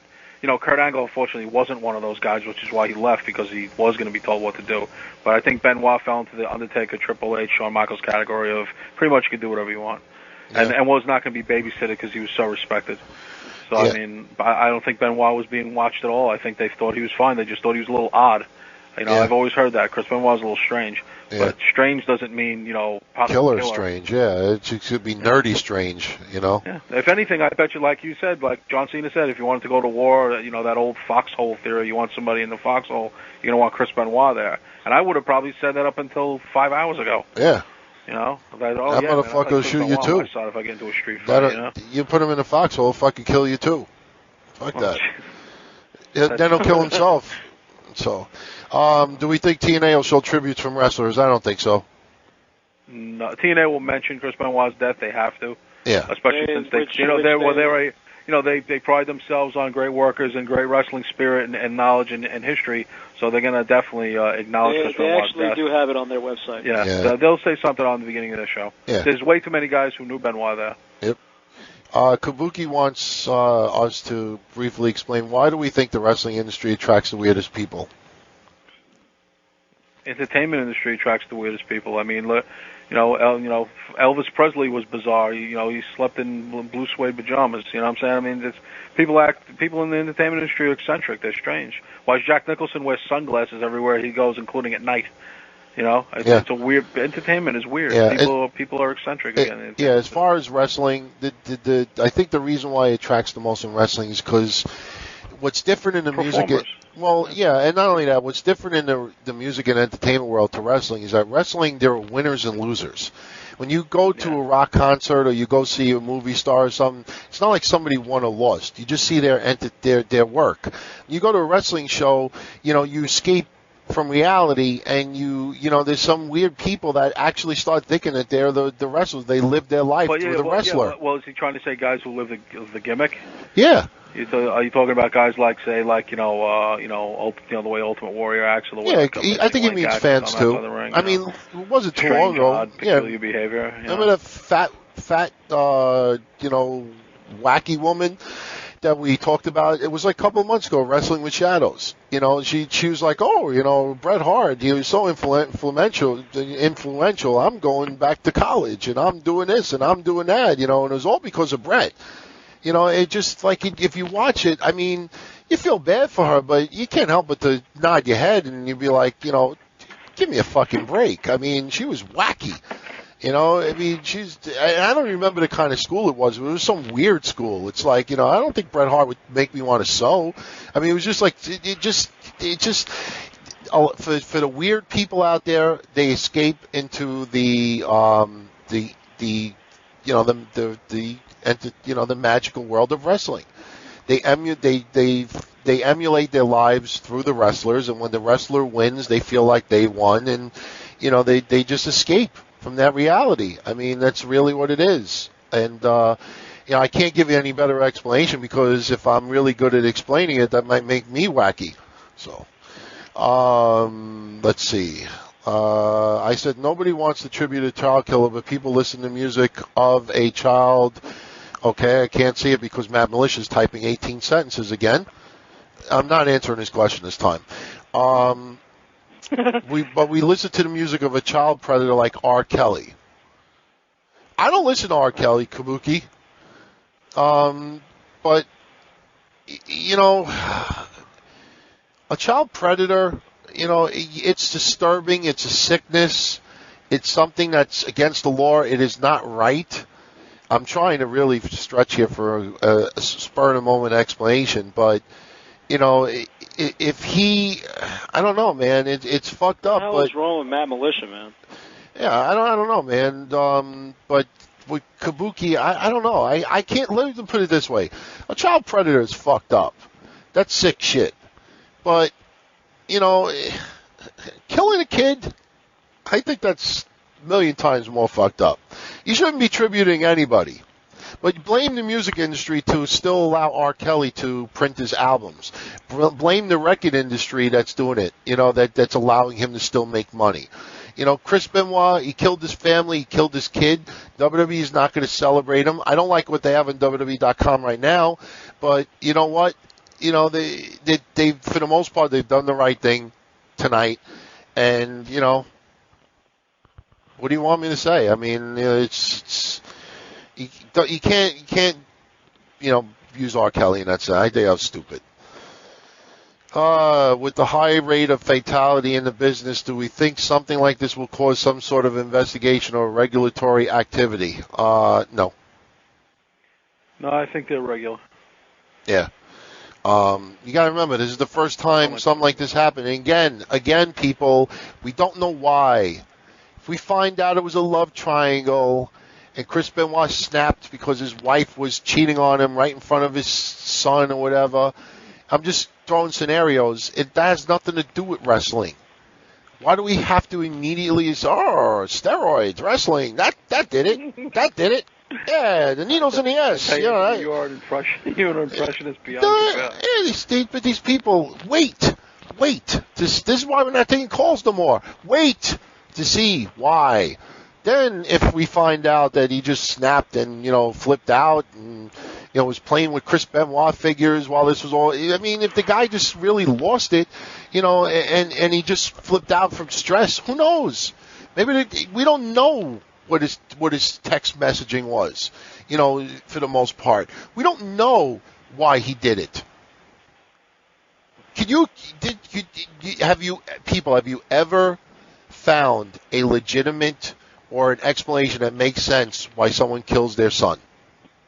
Anybody in the history of mankind, give me one explanation that has ever justified killing a 7-year-old son. The only thing that I have ever seen that was still fucked up, but people tried to sort of, have a little bit of sensitivity or a little bit of compassion with there was not too long ago, a couple of years back, there was a kid that was like 6 years old that had some very, very, very terrible cancer. The kid was in a coma, and it got to the point where the family just decided they pulled the plug on the kid. The kid died. A lot of people called the family child murder and stuff like that, but that was a case where the kid had repairable harm or reversed. It wasn't reversible. The kid was terminal, in a coma, sick, no way of curing this guy, and it got to the point where they just pulled the plug. That's the closest that I've ever seen. Someone where a family member had them, took the life of a kid. But there's no explanation that could come out that would justify killing a kid. That's how I look at it. That's the omen. Yeah. Will WWE post comments online or live television about the wrestler reaction and news of Benoit being a killer? Matt, did you watch Raw tonight? I get it. No, actually, I get what he's saying. He's talking about. Anthony's had some funny ones tonight, Joe. You have to admit. He's talking about if Benoit was the killer. I really don't think they're going to write anything like that. It was bad when they brought Melanie Pillman on Raw. I thought that was the theory that he was probably likely the killer. Let's put it that way. Yeah, honestly, I don't know. I really don't know if they're going to make comments. I mean, it's a very tough situation because you make a comment. Again, this goes back to the why. Let's find out why. If it was a spur of the moment, he snapped. Then maybe some people will feel a little bit of sympathy and say that the guy. Let's put things into total perspective here. The absolute, not that it was ever an acceptable crime, but I don't remember. I grew up in the late 70s and through the 80s. Kid, teenage years, early 20s. Okay, I don't ever remember, like in the last 10 years, especially since 2000 started. If you're even accused of even asking a kid for directions in an inappropriate way, they want to fucking hang you. I mean, anything done to a child, even if it's not even proven, you are doomed. Doomed. I mean, I'm telling you, so killing a kid, even if it's your own or not your own, forget it. Throw the key away. Nothing. They don't want to know you're alive. There's more, that's why the Amber Alert and all that stuff. I mean, it's rampant now. The children are more protected than ever. Not that they shouldn't be, but it's the absolute worst stigma crime that you can do in the last decade is harming a child. I'd say under the age of 12, you're doomed. You really are. So there's no justification. The WWE is going to have to run away from that. They can't just even go by, Chris was under a lot of stress. He was such a company man. He never took time off. I think they say, you know what, we can't protect them. We want to protect them, but we can't. We can't like you even said, there's no justification, but it's just the ultimate worst crime that you can do. Yeah. I think a close second is drunk driving and killing a whole family. Yep. I think that's a close second. Yeah. Deadpool brings up a good question. If we were working for the WWE in the video department and we were told to make a tribute video for Benoit, even though we knew he killed his wife and kid, would we make the video or quit? Deadpool, I personally don't think WWE would force someone to make a video if they were that much upset by it. But, if I worked for the video department specifically and I was asked to put a career retrospective together, you know what? If I felt that it was wrong for me to do, I would tell them, I really feel uncomfortable doing this, and that's it. But if I didn't have any I don't work for WWE, so I can't give you a fucking answer. I probably would make the video. By the way, you think the cops, after seeing what Chavito said and him and Malenko were the last guys talked about, why I think they're going to interview them? Police? Find out if they heard anything. He stayed at Benoit's house last week, didn't he say that, Joe? Yeah. Yeah, I think definitely talk to Chavo and Dean. Yeah, I think they would do it. Just try to understand a little bit more what happened. Try to paint a picture. Again, the text messaging is going to be a pretty big deal. You think it went to Chavo and Dean? I don't know about Dean. Chavo, I think could very well be. I mean, again, let's wait and see what comes out. Yeah, with Dean's reaction, he'd probably put it in his back pocket and forget about it. Yeah. Dean's got better things to think about, like try to salvage that hairline. Yeah. You might not even realize the thing fucking beat. That's running away like a freight train. Yeah, do we think wrestlers like Edge are going to go from here and be the same character on TV they were before? Absolutely. Edge looks like he's hurt. Edge looks like he's very hurt, so does CM Punk. I hope they can carry on, to be honest with you. But if they do carry on, they will be the same wrestler, the same character that they are on TV. I think Edge and CM Punk have pride in being, Who asked that question? That was Matt Militia. Matt Militia? Wow. Edge is going to come back as a doctor. No, I think what he means. What kind of question is that, man? I think what he means is that they got to soften up or tone down their character a little bit. But it actually, Joe, you do make a very good point. I mean, he's a heel. I mean, come back as a physician. They play characters. They play characters. I'm sure, Matt, that in all seriousness, paging Dr. Copeland. Paging Dr. Copeland. Okay, you just messed it up. I'm sure that they'll definitely be different inside, and they'll feel horrible. But it's not going to change their character. Yeah, that's got to. You know what, Matt? That's got to go in my stupid question book. Sorry. So I have a stupid question book. So we put stupid questions in, so I think that's got to have to go in there. So, this is getting a little bit wacky now. Who's worse, Chris Benoit or Scott Peterson? They both are fucked up. Peterson he's demented too. He drove his wife out on a boat on Christmas night and threw her in the fucking harbor. Yeah, and he calls himself. I've said it before. He calls himself Scotty Too Hottie. I wonder if WWE. It's funny. Women make people do the dirty things. The women drive people. Hey, here's another good question. Do we think all of them was... Here's my advice to guys. Get your own apartment so you can literally throw her out. Yeah. Yeah. Do we think... Don't live with her. Get it under your name. Yeah. I know. That's what I got going right here. Yeah.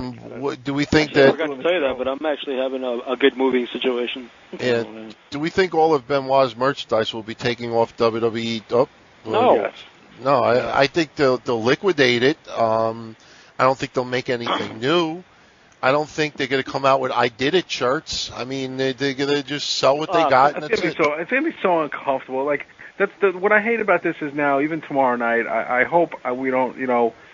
I don't know what Doug's going to say, but I'm saying I hope we don't have to dance around things because we're all human beings, and I think some people just get into that ultra pseudo protection mode of like a guy they like, and they won't admit that they did anything wrong, and they don't have enough facts. I can't stand people like that. And I hope that we don't get a lot of callers. Speaking but of, so far everyone's used a reasonable head. Not necessarily. Greg in Texas and Joey will vouch if he's in the chat room. He saw it. This is going in chapter 1 of my stupid question book. Greg, I'm saying it lighthearted, but your question is stupid. If the news, you see it right, and you live in Texas. If the news comes back that Benoit didn't kill a kid and woman, will we post a "We're sorry we fucked up" on your website? Sure, Greg, we would be more than happy to do that. Unfortunately, Greg, about 150 websites have confirmed that it is done. They have spoke to the law enforcement over there. They're not publishing any other details until tomorrow. I actually, while we were doing the show, I actually saw the news clip. And I saw the thing about the text messaging. It's done. It's done. It has happened. It's done. It has happened. Take your Chris Benoit poster off the wall. I believe that if it did turn out Yeah, I mean, Greg, listen. Say. Greg, again, like we were saying, with all due respect, Greg, and I'm saying this respectfully, like we said earlier, there is being honest now, there is no real good ending to this.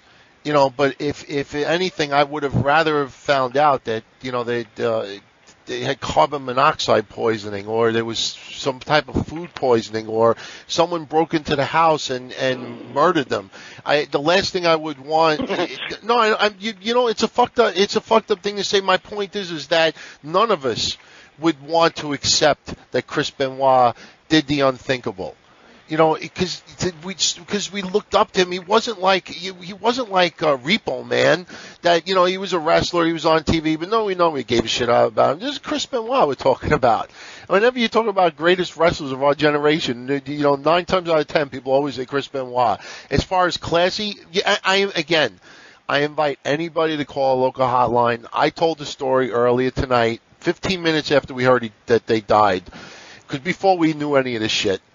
I said on the hotline that the first memory of Chris Benoit that comes to mind, not even WrestleMania, not even ECW, the first thing that always comes to mind to me was the night after WrestleMania, when I turned on the TV and at around 8:30 in the morning, Chris Benoit was on Fox News. I always watch Fox News in the morning. He dressed up with really nice clothes. He was sitting down, and he had the belt wrapped around his waist. He had a huge smile. He was very respectful. The people there, everybody didn't know who he was, with the exception of one of them. He talked about how, this was a dream of his, and he was so classy and so nice, and everybody there, you could tell that in the past, they treat wrestling as a joke over there, but they really, really appreciated his appearance, and they respected him for it. And, you just looked at that, his appearance, and you just like, wow, you just felt so happy for the guy. Like, the guy was so proud to wear that title. He just came off that way, and that was the first thing that comes to mind until, when I heard about this, and now, look what we got here. None of us in a million years ever wanted to think that this could have happened the way it did. There's no good ending with this, but for you, I again, this happened. It's done. There's some very disturbing things that are going to come out. Some major news organizations are going to insist on getting the text messaging public. There's going to be some bizarre things coming out, and for the lieutenant in Georgia that's handling this to actually write bizarre, it's probably bizarre. The guy flipped his noodle. He flipped his noodle. We got to find out why. So anyway, I think we're done, right? Yeah, we're done. I mean, this is what, again, hopefully we'll never have to do this again. Let's hope nobody kills their wife. Yeah, please. If anybody out there knows a wrestler, it's somebody that we care about, we watch on TV. I don't care if it's John Smith in Texas that I've never heard of. I'd feel bad for the family. I would feel bad for the family, because you're not supposed to do it. But I mean, I wouldn't have a 3-hour webcast over it. But and I think overlooked in this is Biff Wellington. Yeah, Biff. I love Biff. Let's have. And he did, by the way, he did wrestle as Beef Wellington every now and then. Yeah, you know why? He teamed with Chris Benoit, actually. Yeah, because everybody used Canadian to call him Beef. Didn't he team up with Benoit in WCW a while back? Yeah, he did. Wellington was in a tag team tournament back in the early '90s when WCW used to bring in outside guys. Yep. For pay-per-views every now and then. Yeah, but Wellington. Let's have wrestler. Let's have him with Beef Wellington. What is Beef Wellington, by the way? I always thought it was like some type of like food dish. Dude, I had the worst eggplant parmesan tonight. I wanted to literally throw it up in the delivery guy's face. Really? It was just so awful. First of all, when did Italian places start getting overtaken by Mexicans? I don't. I mean, no offense to my Mexican friends, but stick to the barrio. But I mean, seriously, Italian food from pizzerias has become suckfest. It's a pile of suckage. It really is. No offense, I'm a Mexican. Yeah, I mean, no, but it is true, man. I just see what I don't understand is that why do they venture? I can't find an Italian in a pizzeria. Yeah, I mean, listen. That's like the Chinese selling Spanish food. I buy my tacos from Chinese guys. Yeah, you know what's the most amazing thing about it, Kevin? And you're Italian like me. This is the truth. Yeah. You don't see one fucking guinea out there making fucking wonton chicken and fucking chochahuena chimichangas. I don't get it. How come Mexicans? I don't even know where the Italians went in my neighborhood. They migrated somewhere south. I don't know where they went. I don't know, but they're like geese. I don't know where they flew somewhere. But it is true. Mexicans making Chinese food, Chinks making Mexican food. You don't see no Italians fucking doing that shit. I don't know, man.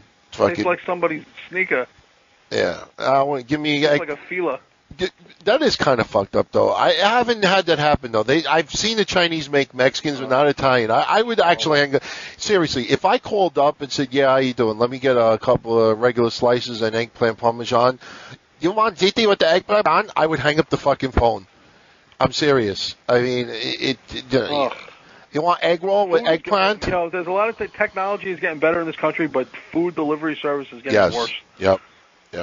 And what I don't understand is that thanks, J-Rod. No, but how come Joe? I was looking forward to that sandwich. Yeah. I wish I had a sandwich now. I wish I had ice cream. I'm pissed off, man. I bite into it. It's like biting into like a pile of sewage. Yeah, and you know what's strange? I think the guy dragged it along the floor. Explain this to me. Maybe you could relate to this. How many people? He knew you were part of this show. How come? Probably did. How come when you order? I'll teach those minority guys. How come when you order Mexican food from a Chinese place, when you dig into the Mexican food, it always has the smell of fried rice? It's like they use the same fucking spoons and the same fucking woks. And whether you buy am I lying? And whether you buy taco salad or you buy chicken chow mein, it seems like the vegetables are the exact same thing. I've seen what's going on there from John Stossel, and I don't want to see it anymore. What did John Stossel say? You can't eat anything anymore. There's rats dancing in Kentucky Fried Chicken. I would rats had a fucking rumba contest. What the hell was that all about? Yeah. I mean, don't get me wrong. I thought it was funny. Yep.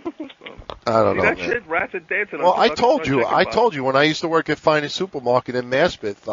It was a true story. No, let me tell you. For all the new listeners, I'll tell the story. It was around 1990 because I remember Freestyle was in. I mean, I remember we were cranking like Diamond Girl and Steve-O, Spring Love and all that stuff. Yeah. I don't remember what the fuck the guy's name is. 2:30 in the morning, yeah.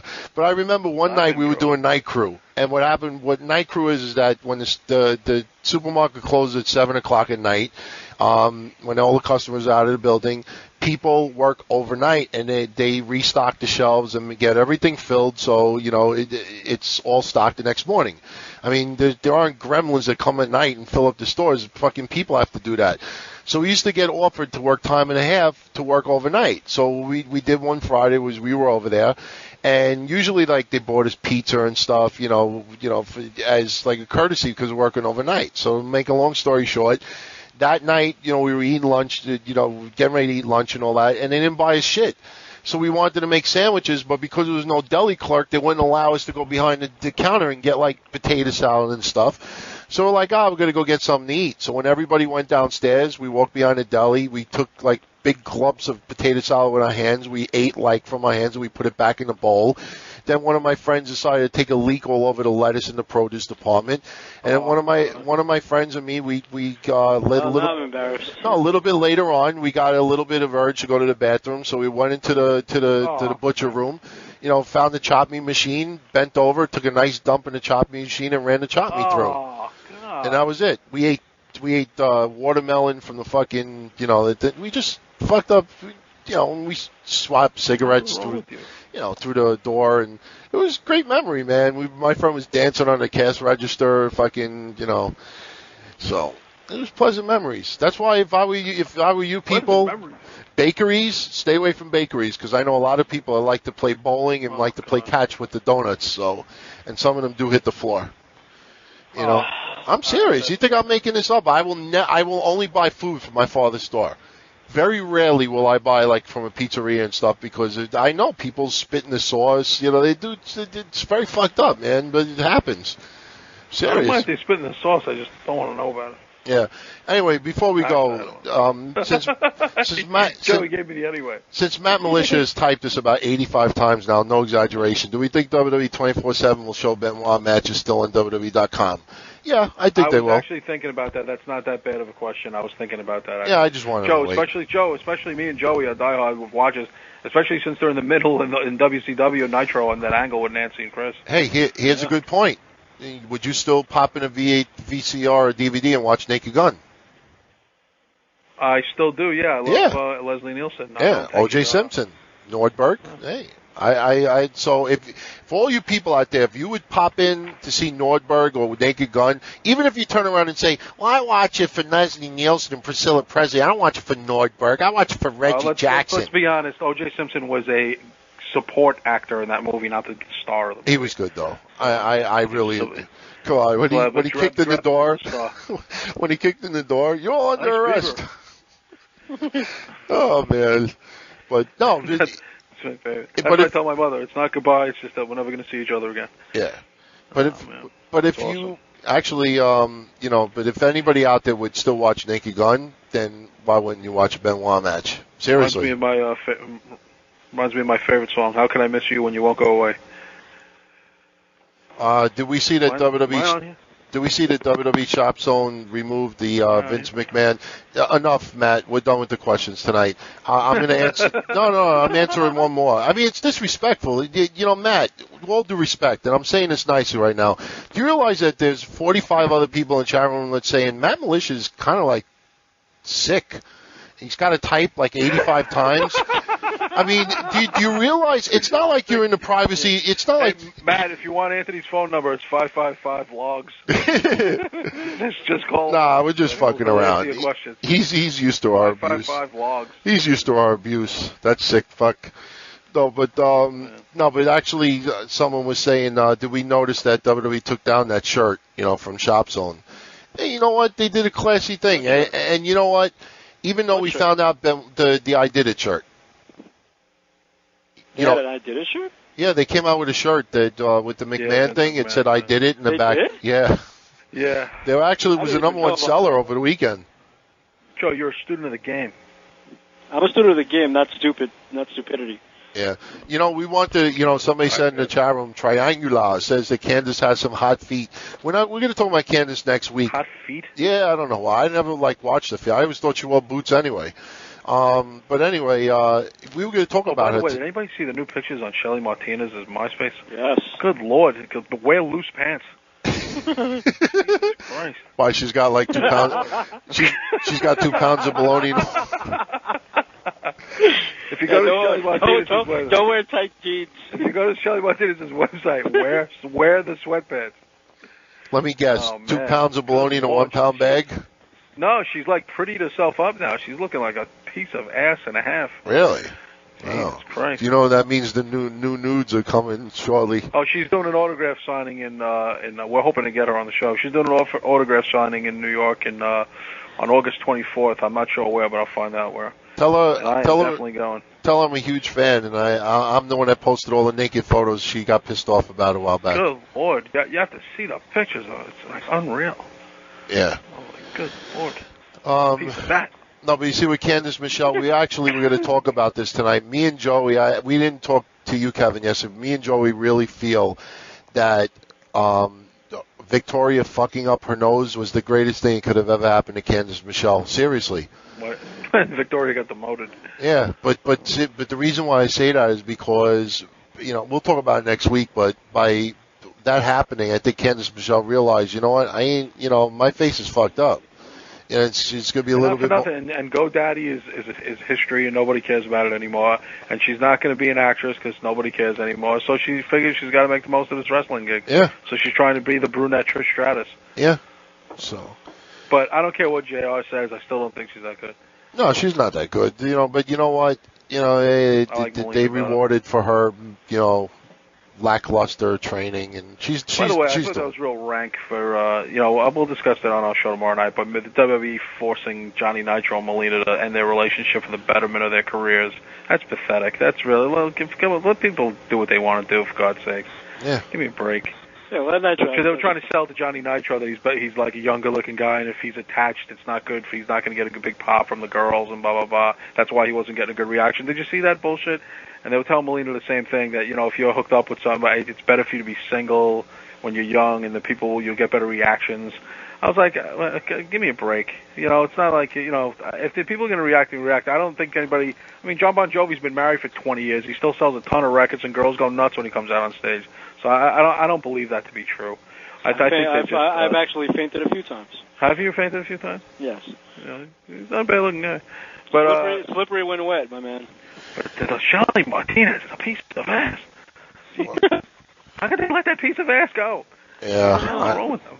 I hope that piece of ass goes on. Joe, did McMahon think she wasn't attractive? Yeah.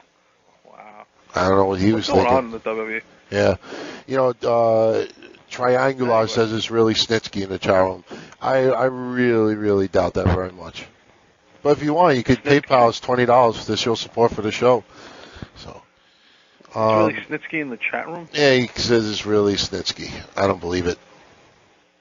It probably is. If that's true, name me all the different, the different types of Clearasil that's on the market right now. Oh, shit. Snitsky's going to kill you, Anthony. Yeah. Well, anyway, we're done. I like to see Snitsky beat Anthony up, though. Yeah, you'd like to see fucking Webster beat me up. Webster. Yeah, I didn't mean to know. Webster. Fuck Webster. He lived a nice life. He fucking, he got a lot of, I know, but he got a lot of pussy. I explained to me. That's disgusting even thinking. I do want to know this. How come munchkins like that? Let that guy Muff Diving? How come him and, the other guy from fucking, not Facts of Life. Coleman? Yeah, Gary Coleman. How come, how come with these, midgets, these, munchkins like that, how come no matter what they're called little people. All right, how come for some reason little people, when they're 20 or when they're 60, they still look the same? I don't mean in size, but they got the same facial features. Some of them have that dwarfism. They don't age like normal, height people. Because I don't know, I saw Webster not too long ago. I remember he was sitting on that lap of that ex-football player or whatever when he was on Webster. The guy who used to do the TV Guide commercials. Remember he used to do those TV Guide commercials? He tried to sell TV. I stopped buying TV Guides. You're depressing me because that was 20 years ago, and I remember know. Vividly. Let me tell you something. It's fucking depressing, some of the shit that I remember from 20 years ago. So it's depressing of what we've become. How sick fucking Married with Children. Think of how long that's been. Married with Children went off the air, 93? Yeah, when did it start? 87? 87.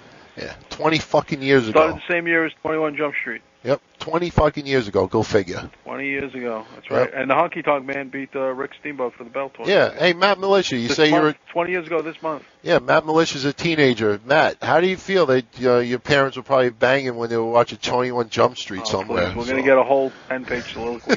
No, we kidding. We're going to get a novel like Roots. Yeah. Oh, no. I gotta go walk. All right, yeah, it's 3:00 in the morning, people. We did a huge show today. Mad Dog today. Yeah, this is a very rare situation, but again, if anybody out there that has some of the news, I'm gonna go watch some of the news channels because I usually go to bed about 6:30 after coach. So. Yeah, seriously, I like Luther Van Dam. He's funny.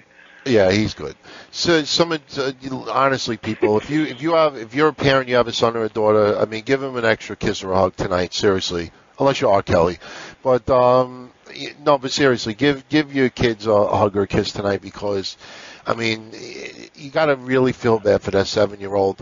He did absolutely nothing wrong, but just want to grow up, and probably wanted to grow up and be just like his father. The kid, you got to just feel so bad for that. Seriously, I am such, I can't even explain it. I am just so upset about that. I'm upset that he killed his wife also. That's fucked up also. And especially during a time where that's all we see on TV lately. But to take the life of a 7-year-old, man. It's just fucked up. There's nothing that you could tell me to justify it. You know, even if it's another person, I was always hoping. I actually, I'm saying not even trying to be funny about it, but I always hoped that Feinstein would have did a shoot interview with Nancy Sullivan. Well, her real name, by the way, is Doss. D-A-U-S is her real last name. Yeah, D-A-U-S, but I was always right? hoping that Feinstein would have did a shoot interview with her a long time ago. Unfortunately, she never did any interviews. There's somebody in the chat room saying allegedly about R. Kelly. There was a video. Yeah, there was a video. Well, you know R. what? Kelly's on that video. Yeah, didn't you see it on Dave Chappelle? You had the whole video. I never watched it because I didn't watch it because there was a minor in it. Yeah. But as Joey knows, there's nothing wrong with a little urination. No, there isn't. You're invited. Yeah. Well, anyway. There'll be more comedy like that. I'm here all night tomorrow night, folks. Yeah. Anyway, I invite everybody tomorrow night. Go check out the... Tell them what's going to happen tomorrow night, Kevin. Doug Basham. Oh, well, first we're going to... Dina Howard's going to do a cappella, Freak Like Me, and then we're going to have... the intro. And we're going to have Jose Feliciano doing the national anthem. Yeah. And his son. And his son. He's going to say Feliz Navidad. Yeah. And then we're going to have Doug Basham on. Doug Basham will be on tomorrow night. Doug Basham, a very cool guy. Joe spoke to him. He seems like a nice chap. Yep. Yes. We're going to have him on. Of course, he will... fun with Doug.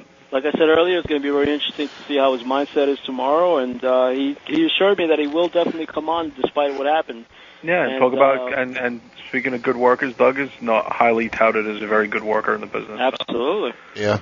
So he'll be on at 11 o'clock tomorrow night, CTIRadio.com. You can call into the show tomorrow, not during the Doug interview, but we'll take your phone calls afterwards, and we'll talk more, of course, about Chris Benoit. Yeah, yes. And obviously stay tuned. Thanks, everybody, for listening tonight. Yeah, thank you very much. I mean, the response tonight was overwhelming. I mean, my website blew up, and the show obviously blew up tonight as well. Well, now I'm really happy. You know, and listen, people, and I'm saying this with the utmost respect, you know, keep tuning into the show. There's no reason why we should, put it this way, it shouldn't take a death to have 120, 130 people in the chat room.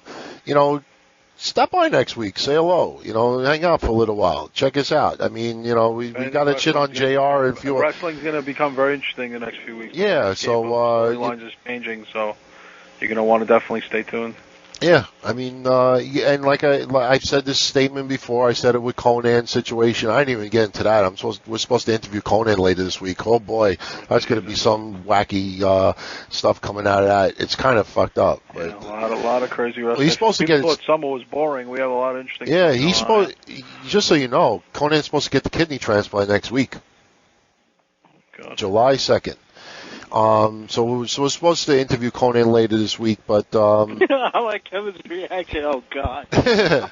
No, I was looking at the time. Yeah. 5 o'clock in the morning. Yeah, but I invite everybody to check out next week's show. I mean, we got a lot of shit to get into, but we're going to bed. And no, not together. I don't want to stir up any shit. I don't go that route. I want the middle. Especially with Puerto Ricans. Especially with Puerto Rican guys. Definitely not. So, but what? I said especially not with Puerto Ricans. With a Puerto Rican guy because you'll lose your wallet. Yeah.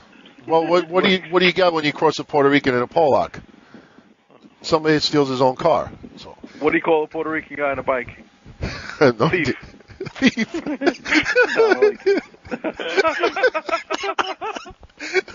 I thought you called him my cousin. I'm only joking around with all my Puerto Rican friends out there. Oh man, I love Puerto Rican people. What do you call a black guy with? Better than Italians. I hate my own people. What do you call a black guy with no job?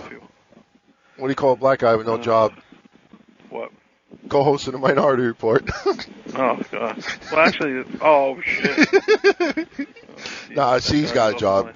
Nah, right now C's. We'll let him know tomorrow.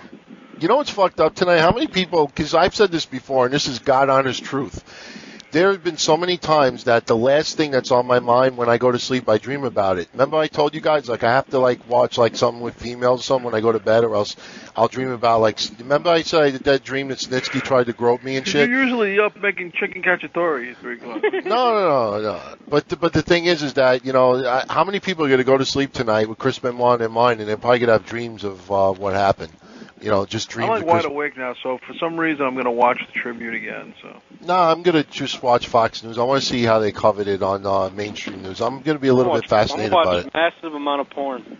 Yeah. I got to go because I got to take a leak so bad I could taste it. Yeah. So, all right, well, everybody, check out Minority Roundtable tomorrow. Obviously, tonight's show, there's going to be a very small synopsis. We're not going to put up all the scenarios that could have happened. We're just going to put the scenario that did happen. So the download for the show will definitely be up Tuesday night. And that's pretty much it. I'll update the local hotline, 718-303-4444, Tuesday night as well. So if you people are addicted, you people are obviously addicted to listening to us. So you got Roundtable tomorrow, you got the hotline tomorrow, you got the download for this, and check it out. So, guys, between me and you, a very huge thank you for staying on this late tonight. I didn't want to stay on this late either, but hopefully no one else cracks like that and does anything. I was awake anyway. The pills don't kick in until 6. I'm taking a Vicodin now. Actually, you know what? Over the weekend I drank half a cup of decaf, so that keeps me up. No, you know what I did? I put a whole bunch of Vicodins. They do fit in the Pez dispenser. I put in my Big Bird Pez dispenser. It's so cool. I pulled the head back and the fucking Vicodin popped out. Doing a tribute to you next week. No, well, I only take 1 or 2 a day, so I don't. That'll be about 10 minutes. I take one. That'll be a very lonely tribute. Danny Damison on. Yeah, right? Oh, man. All right, well, we're done. Thanks, guys. I appreciate it. I'll talk to you guys tomorrow. And, Kevin, I'll leave you tonight with that eerie picture of Benoit State. I'll be online shortly. I'm offline now. I'm going to go watch, what am I watching? I'm going to go watch the Benoit tribute again. Yep. So, all right, guys. Talk to you guys tomorrow. All right, man. All right, Joe, talk to you tomorrow. Take care. Right, peace. All right, everybody. Not being rude, disconnected from the chat room or anything, but I got a shitload of things to do to disconnect the show tonight. Obviously, we went almost 4 fucking hours. Obviously a very, very sad night in pro wrestling. And I said this on the hotline earlier, but that was before we even knew that it was a murder-suicide. I've been a wrestling fan since 1981.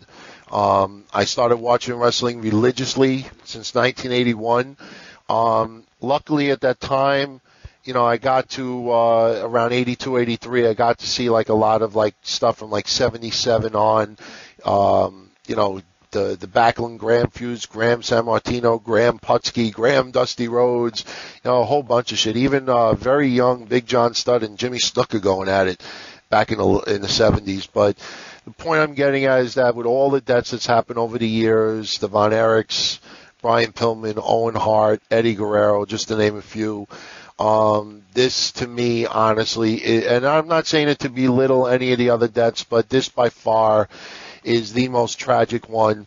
And I got to tell you, from a website perspective, and this is the God honest truth, at around 8:30 tonight, my website went down. And when I started making phone calls to find out why, my website company tells me that my server, my bandwidth is blown up, pretty much overloaded. And that has pretty much never happened before. I've come close, but it's never happened. So what I had checked was that normally we get about 80,000 website viewers a day. Obviously, there's many more hits than that. It's a couple 100,000 hits, but 80,000 unique visitors. By around 8:30 tonight, we had almost 400,000 visitors, and trust me, I guarantee you sites like PW Insider, Meltzer, and others probably hit over 1 million. God knows what I ended up with tonight, but I had to pay my website company another $200 for the rest of the month just to cover the bandwidth for the people that were checking out what was going on. Point I'm bringing up is that as sad and as tragic as Eddie Guerrero's passing was, I could tell you with the utmost honesty, having a website for for many years now, wow, it's been that long. Chris Benoit's and his family's passing blew away as far as the traffic, as far as Eddie Guerrero's passing. Blew away, trust me. It's a very, very sad story. And I got to tell you, people, personally, I'm a little bit afraid, a little bit nervous, find out, what's going to come out. this guy was one of the best. I mean, come on. I don't even need to talk about it. You people know. Like I said earlier, if it would have been a wrestler we didn't respect all that much, was a piece of shit, abused women and stuff, and this happened, you turn around and say, although you never imagine a murder, you would figure, you know what, the guy who's fucked up, abused women, you expect something like this could have possibly happened. You hoped it never did, but you sort of can understand. But Chris Benoit, it makes no fucking sense. And there's no story that could come out that could justify it. I can't see myself finding out a story of why it happened and how it happened and say, okay, I understand now. No, I don't understand. If he was stressed, if he was having financial issues, how do you kill your wife and your 7-year-old fucking son? There's nothing that could come out that's going to make me say, I understand. The scenario I said earlier about the maybe there's, some type of promiscuous activity going on, still, nothing that could justify killing them. This bizarre shit, I'm intrigued to find out what it is, but telling you, man, I tell you, the wrestling world is very, very wacky people. You should not look at any of the other wrestlers and wonder if someone else is going to snap because of what Chris Benoit did. You can't judge anybody that way. But it just really makes you think, man. It really makes you think. So I want to thank everybody for listening tonight. Keep supporting the website, wrestling-news.com, the hotline, 718-303-QUAD-4. The Minority guys will be up without me tomorrow with their roundtable. Go check that out.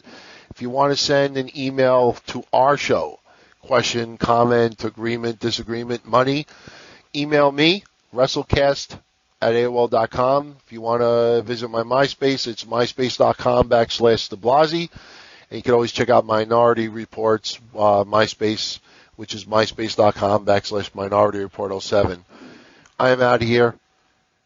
I want to thank everybody for listening tonight. 4 fucking hours. I appreciate everybody that stuck by to listen to the show tonight. It was very interesting. We opened up the show expecting to do a tribute. By the end of the show, we're pretty much spitting on the grave of Chris Benoit. Never in a fucking million years ever expected something like that to happen. And I hope we never have to do this again. On behalf of the family of Nancy, the friends and fans, and the family of that child, my condolences go to each and every one of you out there. Very, very sad day. Take care, everybody.